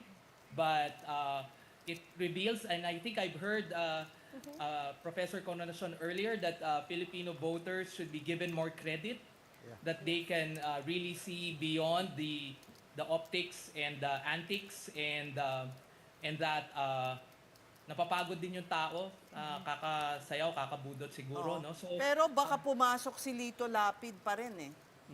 Yeah, Eh, parang Lapid, same, yeah. ano, di ba? Yeah. Same branding. Yes. right. Well, the big difference is that at least Lito Lapid doesn't have a conviction. Yeah. He did have a case, though. He did have a case. Remember the wife who was caught in the U.S. with a maleta of dollars? Right. Do you remember that? Okay. Okay, Sorry, while we have try to reach into our memory we have banks, to interrupt this because we now have on the line Senator Bongo. Senator, can you hear us? Good evening. Magandang gabi po, Senator Bongo. Parang we're having some difficulty Okay. with the line. Okay. Senator? Let's try to go back to that later. Siguro linawin natin yung linya. Sir, can you hear us? Hello? Hi, sir. Ayun. Ayun. Senator, can you hear us okay? Good evening, Sir Ed, Manses. Magandang gabi po. Okay. Ano pong masasabi ninyo sa unofficial and partial results mula sa Comelec? Unang-una, nagpapasalamat po ako sa Panginoon. Nagpapasalamat rin po ako sa Sambayan ng Pilipino sa patuloy na suporta at tiwala niyo po sa akin. At papasalamat rin po ako kay former President Duterte na naging mentor ko po at inspiration. At alam niyo, si dating Pangulong Duterte, hindi po yan nakikialam sa politika. Paano po kami magtrabaho. Isa lang po ang naalala ko noon na sinabi niya sa akin, just do what is right at hindi ka magkakamali. Unahin mo yung interest ng bayan, unahin mo yung interest ng Pilipino. Kaya naman po ang ginagawa ko. God is good, God is fair, pinagpapala po ang nagpapakumbaba. Salamat po sa tiwala. Kahit na partial pa po at unofficial, nabunutan na po ako ng Phoenix sa ngayon dahil performance rating po namin to eh. Pag re-elected, if you are due for re-election, talagang napaka-importante po kasi pag-uusga po yan kung makikita ng taong bayan kung nagtrabaho ka o nagserbisyo ka sa kanila ng buo. So dun mo, ito na yung pag-uusga sa amin. I'm so happy. Salamat sa tiwala at hindi ko po sasayangin yung tiwalang binigay niyo po sa akin, mga kababayan ko. Senator, But before I forget, good evening rin kay Regina and kay Sean. Good evening, sir. Senator, si Reg po to. Nasaan po kayo ngayon? Nandito lang po sa tabi-tabi. Kumakain lang po sa Sangyup. Salamat. Nakatawan, salamat sa mga kababayan natin. Nagutom po ako, hindi ako nakakain kanina. Akala ko may victory party na po kayo. Akala namin, sir, may pizza kayo. Wala, nandito lang po sa tabi-tabi lang po talaga. Sa totoo lang. Yung mga paborito kong kinakainan. Kahit saan lang ako kumakain. Kung ano yung kinakain ng mga kababayan natin, gano'n rin po kinakainan ko. Wala po akong arte. Pero masarap ang samgyup. Tsaka unli yan. Unli rice at unli meat. Senator, alam ko maaga pa pero tanungin na namin kayo anong agenda ninyo, ano bang pangunahing gusto nyong isulong sa Senado? Unang-una, health. That has been my advocacy ever since. Ilapit ang serbisyo medical sa ating mga kababayan. Of course, malasakit center, batas naman po yan. Itong mga specialty center, itong super health center, it's one way, no? Na ilapit natin ang medical services sa ating mga kababayan. Health is wealth. At pangalawa, tututukan ko po itong PhilHealth para sa Pilipino. Dahil ako po'y naniniwala na ang PhilHealth po ay para sa health. Hindi po negosyo yan. Hindi po dapat palaguin yung pondo niyan, dapat gamitin sa taong bayan, ibalik po dahil pera po natin yan. Tututukan ko po ang health po, yung mga hospitals, at marami po akong gustong mga panukalang batas na isusulong na hindi na po dapat mahirapan ng Pilipino at hindi po dapat mapolitika ang pagtulong sa ating mga kababayan. Dahil pera po ng taong bayan yan. Of course, education. Panahon po ni dating Pangulong Duterte, ito po yung tertiary education subsidy, pinaglaban natin to.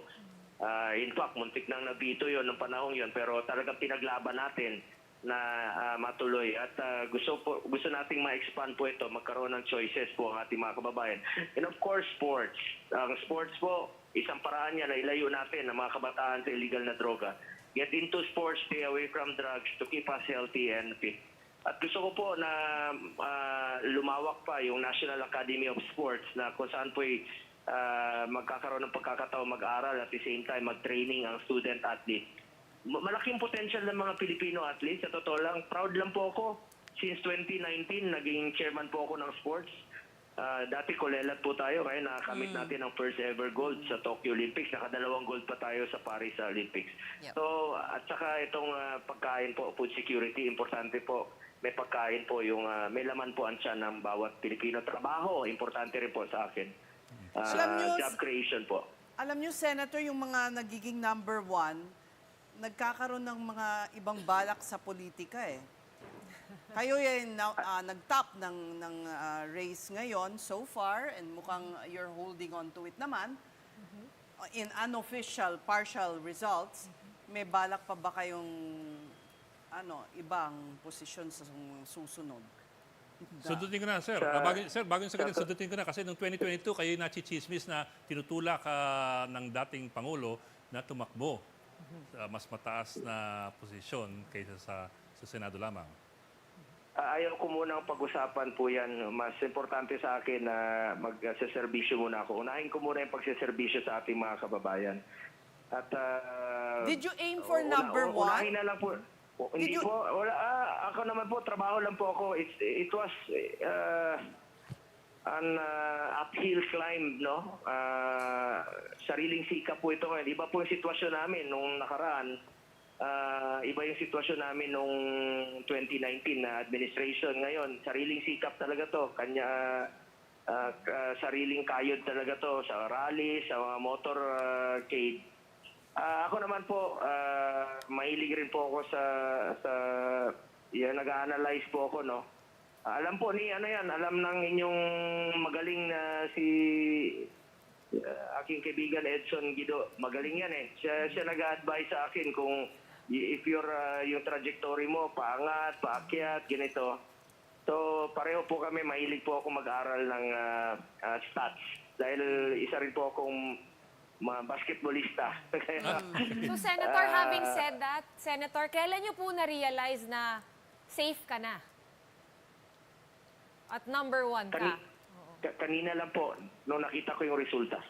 Kanina lang po. Hindi po ako nagkukumpiyansa. Kasi sa totoo lang, habang hindi mo nakikita yung resulta, hindi mo... Kaya nga, ngayon lang po ako kakain eh. Dahil nahirapan ako kumain kanina pa. Okay, Senator, pasensya na. Sige, ilang tanong na lang bago balikan yung samgyup, no? Nakausap niyo na ba si dating Pangulong Duterte? Actually, hindi pa po. Inaantay lang po niya. Ipapasa po namin kay former Executive Secretary Medialdea yung partial results. I'm sure magiging masaya po siya.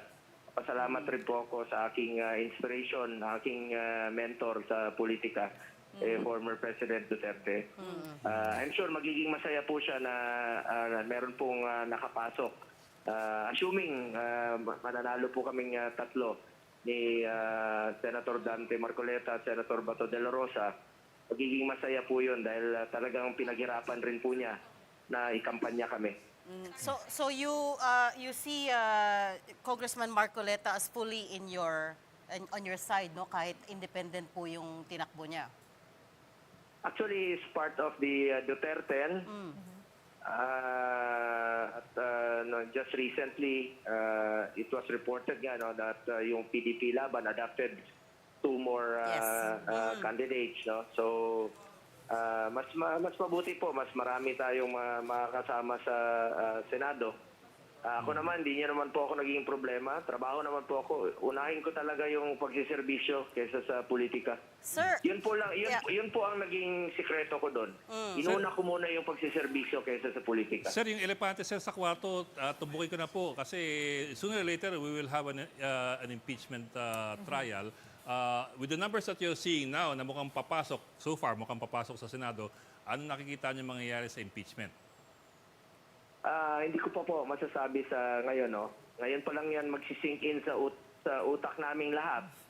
Kung sino yung magiging bagong composition ng Senado. Let's just wait until the final tally.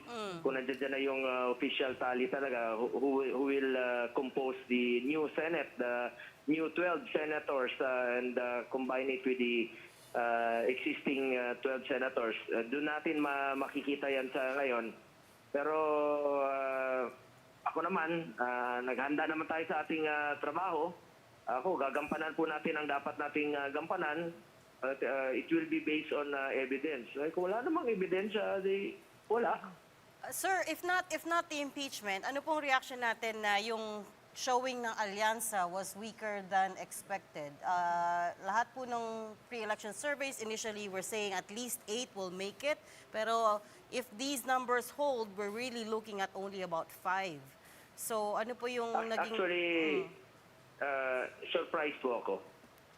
My own assessment, as a senator, sa tingin ko, merong about 20% of the electorate who casted their votes right now, ayaw ng gulo.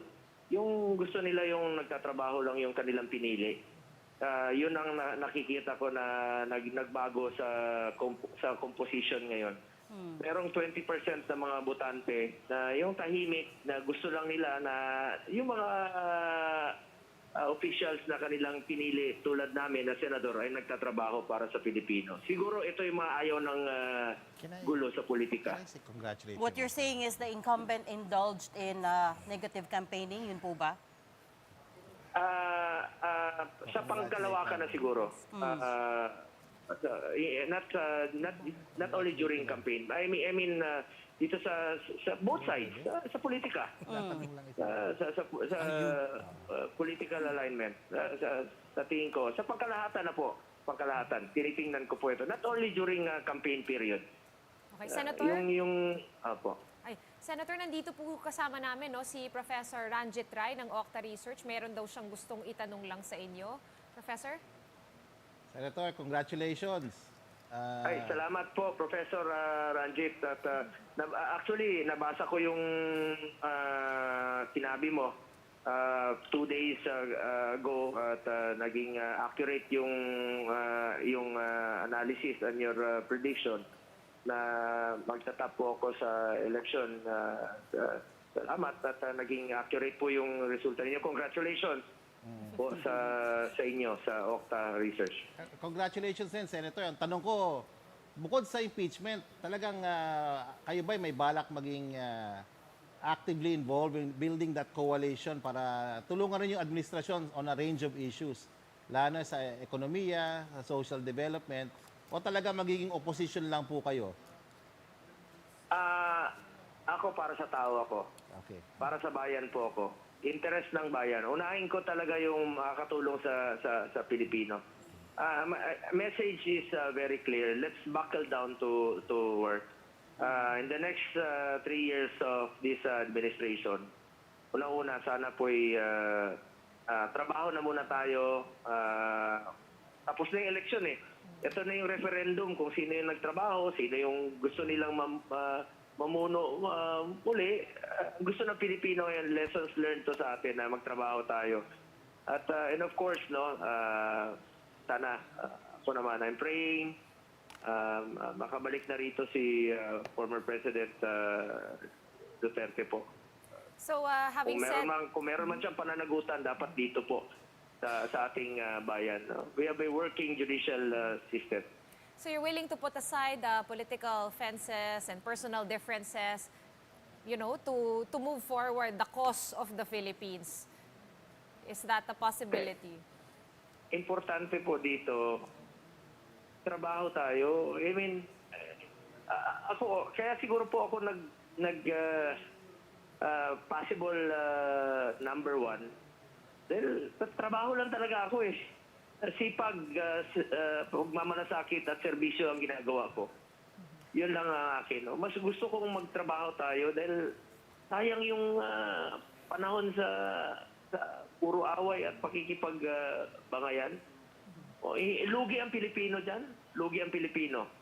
Unahin muna natin yung kapakanan ng Pilipino. Ilapit natin ang serbisyo ng gobyerno sa ating mga kababayan. Yan, in fact, yung mga dapat nga institutionalize na yung mga tulong sa mga kababayan natin.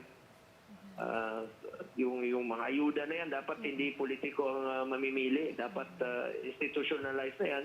Talagang i-identify yun po ang isa rin sa iniisip ko. Gusto ko ma-institutionalize na yung mga assistance, medical assistance, financial assistance sa mga mahihirap talaga. Para hindi po mahaluan ng politika.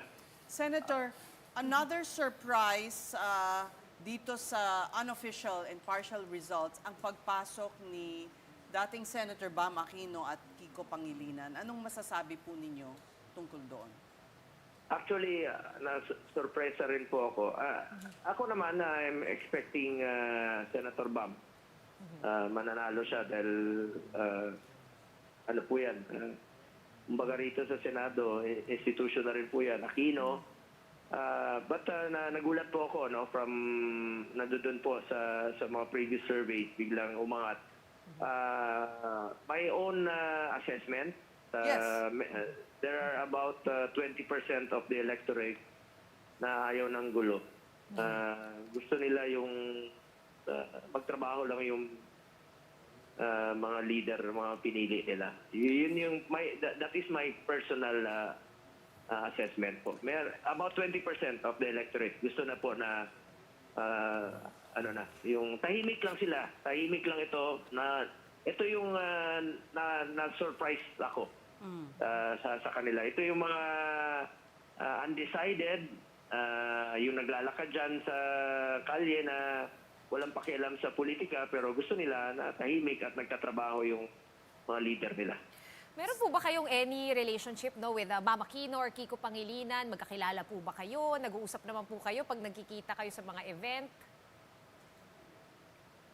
Nakatrabaho ko na po si Senator Kiko Pangilinan during the 18th Congress, 2019 up to 2022.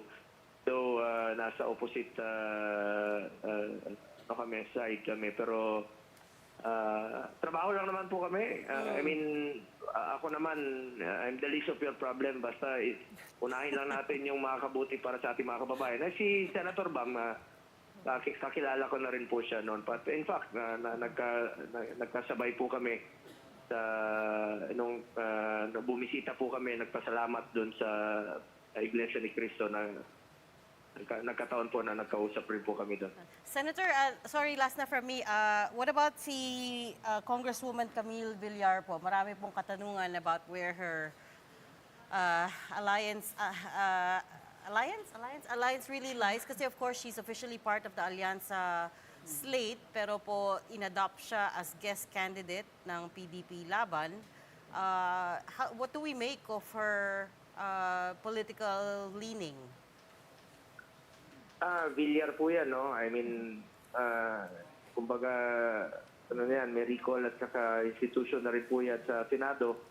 From the father to the mother and to the kuya na kasama rin namin ngayon. Ayoko po magsalita. I cannot speak in her behalf kung saan po yung leaning niya. Pero malaking factor po yung endorsement po ni Vice President Sara sa kanyang showing po ngayon. And I'm sure lalong-lalo na po itong sa Mindanao at sa Visayan speaking. And of course, may partido po yan, Nationalista Party ng kanyang ama, na si Senate President Manny Villar. Okay, maraming salamat po sa oras ninyo. Balikan nyo na yung inyong samgyupsal. Maraming salamat po. God is good, God is fair, pinagpapalat ang nagpapakumbaba.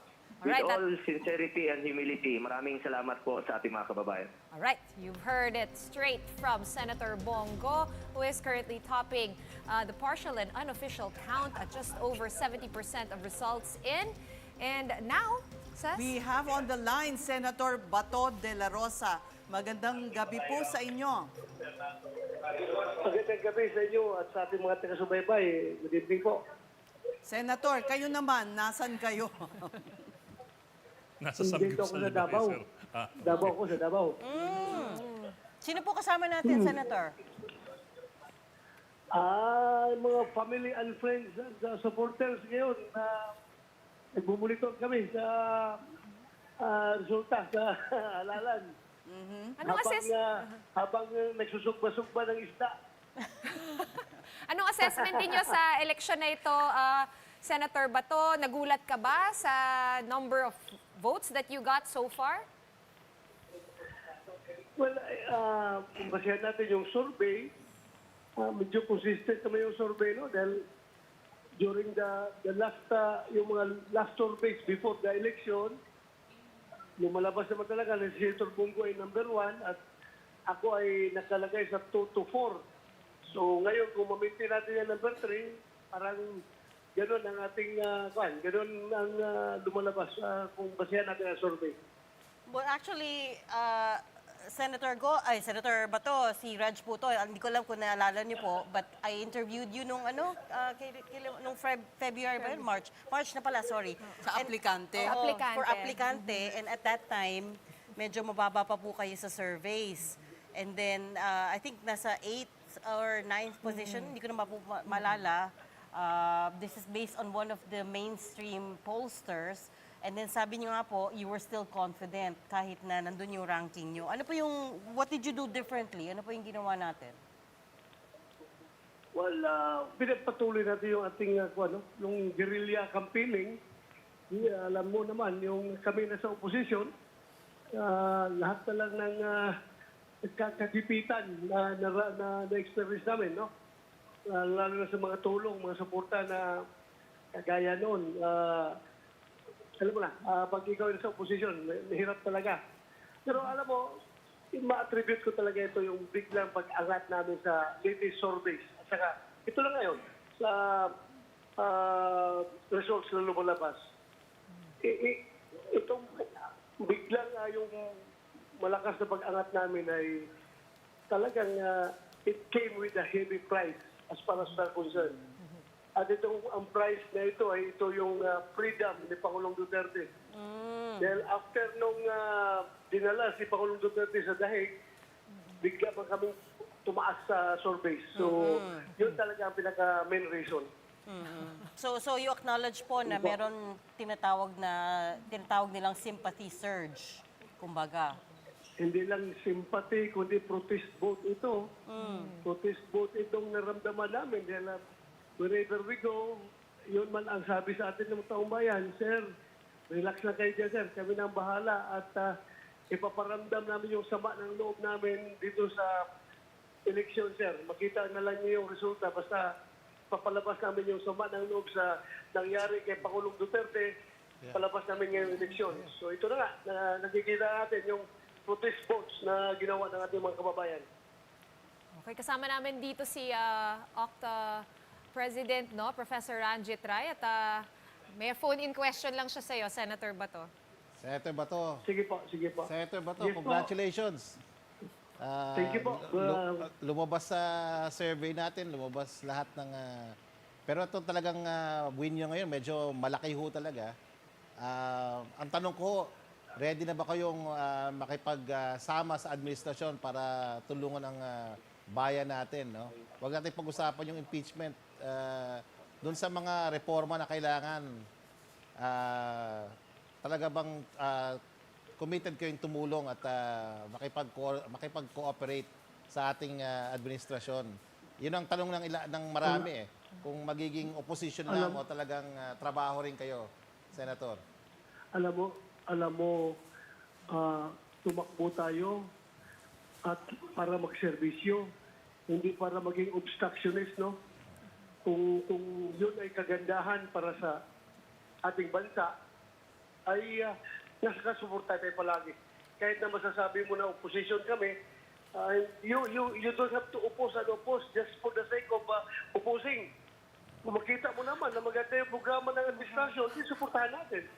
But then, kung may mga halong kalukuhan o pang-abuso, we should be there to stand up against yung ginagawang hindi maganda.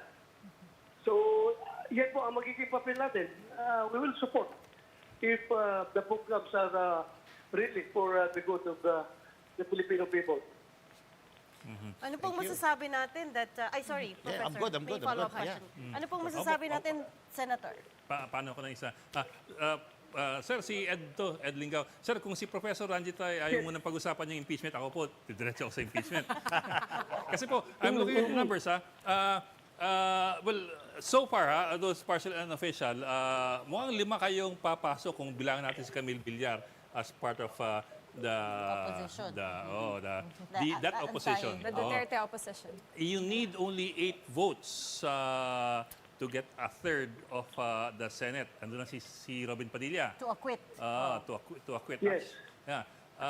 So kung assuming na 5 na kayo plus Robin Padilla, 6, 2 na lang kailangan to swing that for an acquittal. Ano nakikita ninyong posibilidad na makakuha kayong 2 pang boto from within the incumbents or dun sa mga bagong papasok? Actually, honestly, I cannot tell, no? As early as now, mahirap magsalita para sa kanila, pero alam mo, hindi man mahirap kunin yung number na yan. Nakikita ko naman, dahil, as I have said, the Senate is composed of 24 independent republics. Hindi yan magpapadikta, hindi yan nagpapa-influensya pagdating sa decision making. So, I trust their fairness. Kung tanungin ko kayo, sir, kung okay lang sa inyong tanungin ko kayo, kung sino sa tingin niyo yung 2 maaari niyong mahugot? Kung pwede lang naman tanungin. Dalawa lang ba? Di ba? Kailangan pa namin ng 3 ata. Dahil 9 man ang magic number. Kasi kung 8, O sige, 3 po. convicted pa rin si Inday Sara, di ba? Ay, dahil 2/3 is already 16. Yeah. So you need more than Kailangan a namin third to acquit. Yeah, kailangan more than a third. So 9. So 9 pala, Para 9. Yeah, 15 na tama. lang ang maiwan. So they cannot get the magic number of 16. Kung meron kaming 9, hindi sila makakuha ng 16 dahil 15 lang talaga makuha nila. So, sabi natin 6 na kayo, 3 na lang. 3 na lang. Are you confident na makukuha niyo yung 3? Kaya? Sino po yung naisip kaya. natin, Senator? Sino po yung mga naisip natin? You go by the names na lang. pero Senator, tama po ba si Ed that you are counting Camille Villar in your numbers with you? Yes, dahil yun nga, meron mo kaming pinalabas na resolution adopting Camille Villar at Amy Marcos. So, naging ang lakad namin yun is Duterte plus 2. So, Duterte plus 2. So, Camille Villar and Amy Marcos. So, yun po ang namin, counting. Oo. So confident na po kayo, at least you have at least 6 at this point. Kasama po si Senator Robin Hood Padilla, who is an incumbent, of course. Yes. At confident yung kayo tatlo na, yan, confident rin kayo na makakakuha pa kayo ng 3 extra, although hindi muna natin papangalanan right now. Correct, Senator? I'm confident. Okay. I'm confident. Baka sobra pa 3 yan. Baka sobra pa sa 3. So may mga usapin na po, Senator? At this point in time. Wala namang formal talks. Pero the way I see the personalities, I can tell na ito, matigas ang ulo nito. Hindi ito basta-basta matitipag. Nakikita ko na. I can tell sa based on personality. kabaliktaran nun, on the other side, ano pong masasabi niyo na yung showing ng alyansa at this election is weaker than expected? Tinanong ko na din po to kay Senator Go. And the question there is, initially yung survey sabi at least 8 alyansa candidates will make it, no? But at this point in time, we're looking at maybe 5. Ano pong masasabi natin doon? Well, yung 5 naman na yan ay hindi naman yan mga basta-basta, no? May mga pangalan na yan at may proven track record yung 5 na yan. So talagang ang tao ngayon ay nag-iisip na pagdating sa boto. Talagang hindi yung boto na hindi nakukuha sa ayuda. Akala kasi natin yung botante natin ay may hanggang ayuda mentality pa rin eh. Eh sabi, wala kaming ayuda-ayuda, wala kami naibigay na ayuda sa mga tao. Pero mataas pa rin yung boto na kuha natin. So, ibig sabihin, kung sa Bisaya pa, kinupras lang ng mga Pilipino yung kanilang ayuda. Tinanggap lang. Pero pagdating sa botohan, yung sarili pa rin nilang desisyon ang nasusunod. Ano pong mga go ahead. ano pong mga priority areas natin on this the second term for you? Well, what are we focusing on, Senator? Siguro, I don't know how to do this, pero yung pag-abolish ng party list system, no? I think mahirap yan. Kailangan pa natin i-amend yung konstitusyon, pero hanapan sa natin na paraan na ma-minimize yung party list na makapasok. Titingnan natin. I will study properly how to deal with that issue. Okay, anong reform ang gusto ninyo dito sa party list? Yung reform na dapat yung mga party list na kumakalaban sa gobyerno, yung nakalista, yung sumusuporta sa mga enemies of the state ay dapat hindi makapasok. So hindi Dapat totally hindi accredited dapat ng Comelec yan. Pag known na sila na nagre-recruit ng mga kabataan para magiging NPA, ay dapat ibawal na yan ng Comelec. So hindi naman total abolishment ng buong party list system. Well, you cannot abolish the party list system not unless you amend the Constitution. So hindi natin ma-abolish talaga yung party list system. So ang gagawin na lang natin is siguro we will amend the party list system law para bigyan natin ng further ngipin yung Comelec na mang-disqualify na mga party list na kilala natin na sumusuporta sa mga enemies of the state. So ang ayaw nyo lang yung makakaliwa, pero yung halimbawa yung mga ibang party list na ginagamit ng mga political dynasties, yung mga hindi talaga marginal. Kasama na yon. Kasama na yun. Kasi hindi nyo binanggit, kaya... Doon ako nag-concentrate doon sa mga kalaban sa... Hindi naman talaga kalaban yan sa yung mga party list na sabi mo na mga ginagawa na lang family business ng mga politiko. Hindi naman enemies of the state talaga yan na kagaya nung nanggugulo.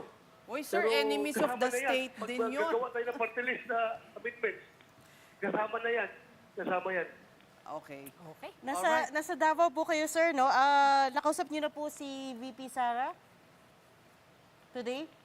The other night, nung last campaign namin doon last rally namin doon sa Digo City. Doon, nag-usap lang kami sandali. What about TS Medialdea, no? Na parang siya po yung conduit para po ba makapass na message po kay dating Pangulong Rodrigo Duterte. Nakausap niyo na po ba? Hindi pa ngayon, hindi pa. Pero the other day, nag-text naman kami. Nagkuha na sila, good luck sa amin. What about si Baste Duterte? Kanina lang, we were just saying na since mukhang mananalo naman po si former Pangulong Digong, since wala siya dito, automatically mapupunta kay si Baste yung in charge. So nakausap niyo na po si Baste? Doon sa rally rin dito sa Davao City, nag-uusap kami, pero hindi naman gaano mabigat na mga issues pinag-usapan namin. Okay, so hanggang kailan po kayo dyan sa Davao? Kailan po kayo luluwas ng Maynila? Hindi. Alam mo, ang marites natin, di ba? Sobra. Sir, nasaan kayo? Sino kasama nyo? Anong kinakain nyo? Samgyup salba. Baka lang may party na dyan. Baka may party. Baka may victory party na dyan, hindi ka ma-invited. Pasensya na, Senator, pero... Hindi. ano? Nagsugba-sugba lang kami ng isda. Oo. Nagsugba-sugba ng isda. Oo, dyan tapos sa tabi ng tagay daan. ng tanduay. Kasama niyo po si Senator Go? Hindi. Hindi ba? May, wala namang alcohol ban? Pwede na ba? Kasi hindi niyo po kasama si Senator Go? Wala, hindi namin kasama. Okay. Sen, ICC, ano pong mangyayari if they issue a arrest warrant during your second term? Catch me if you can.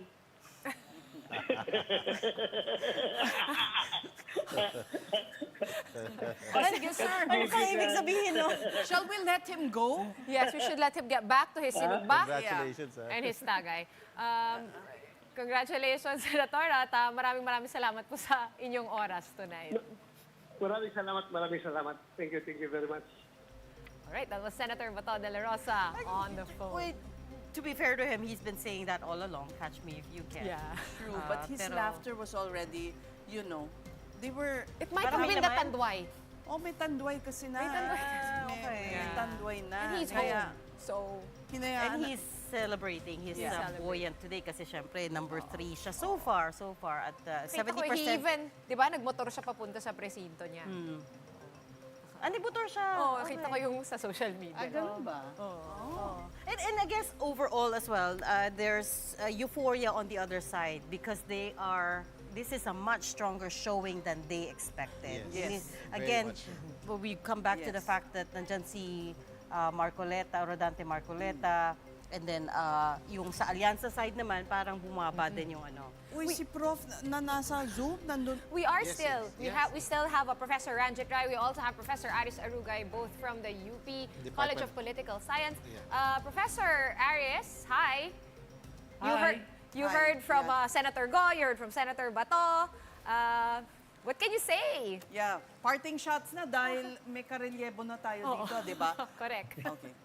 Well, di naman surprising yung performance ng dalawa. No? The polls have revealed their strong showing. But my colleague and friend Ranjit is there. But I think he's a pollster. But there's some explanation, I think, that needs to be made about how the polling this time seems to be a bit off. Particularly the performance of Bam Aquino and Kiko Pangilinan. And therefore, importante ang polling, especially for us political scientists. That's our currency. So that's something that I will be very interested in hearing. What are the possible explanations? But siguro parting words is that I posted it in my socials that we should never underestimate the ability as members of the Filipino electorates to surprise ourselves. And mali yung sinasabi that if elections can change things, then the politicians would not have invented it anyway. Because at the end, what this night seems to reveal is that during election time, it's not the elites who have power, but it's the people. But we were saying earlier, yes, this is a referendum on the incumbent administration, but what do we make of the fact na parang may dalawang groups of opposition na that are going to make it to Congress, to the 20th Congress? How do we interpret that? Right. And in fact, the strong showing of Akbayan is, you could also add to that. No, it seems like Akbayan will get 3 seats, which they were nowhere in the polling. So, I mean, I don't know, Ranjit can explain more, but I think my social desirability bias dito, I think some voters are not really revealing their true preferences for fear of being judged because Bam Aquino, Kiko Pangilinan, Akbayan have been so maligned in social media. So how can you truthfully tell enumerators that you're going to vote without being judged by the enumerator, given that these characters, these personalities have been bombarded and severely maligned by social media trolls. No? So siguro nag-backfire and there's hope that disinformation does not work all the time, and therefore Filipinos tend to think more, and that elite should not have too much hubris, because sabi nga ng mga ancient Greeks, if you have hubris, then the gods will strike you down, and I'm sure that there'll be moderation and temperament in politics. Professor Ranjit. All right, thank you so much, Prof. Yeah. Thank you. For my part, I think when you look at Octa's April 20 to 24, I think everybody we thought who could win did win. So, including Marcoleta, by the way, which we announced. So, I think the polls more or less got it. It's just that the intensity of the campaigns were not magnified, or were not articulated, or how to say, were not seen in the polls. Okay, we did not expect Bam Aquino to do so well. Just like in 2020, we didn't expect Robin Padilla to do so well. In Octa, Kiko Pangilinan was also statistically in the game until the very end, at least last survey. We didn't expect Bong Revilla to come out here this way. That maybe, I think all the polls, not just Octa, but all the established polls, were also looking at how Bong Revilla was performing, and this is suboptimal as far as the polls are concerned. But by and large, at least I can always speak for Octa, when you look at our own statistical list, April 20 to 24, the people who we said had a high probability of winning won. We just didn't expect that some people did much better than others. But as polls will show, they're not 100%. They're not as accurate as we thought it would be. Not as accurate as 2022 for Octa. There are some candidates we thought would be doing much better, but did not. Yeah, but like the more important thing is the Filipinos have spoken, and as I've told you earlier, the new look of the Senate, at least this new 12, shows that Filipinos have chosen along not just performance, not just track record. They've also looked at, some have looked at it as a protest. Some have looked at it as, these are the people we need in the Senate now. So I think what we should, from my standpoint, Octa polls covered all those who had potentially had a chance to win. Pero, Yun nga lang, they did much better.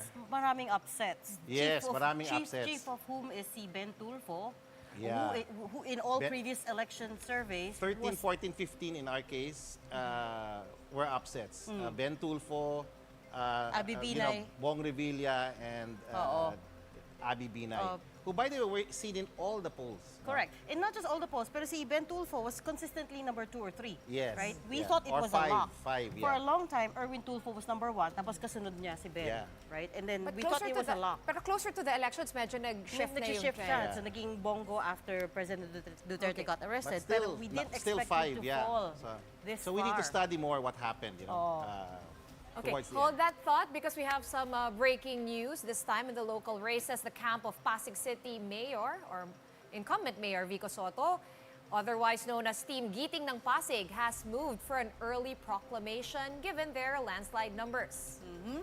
And one last read, top 15 senatorial candidates, top 1 to 6.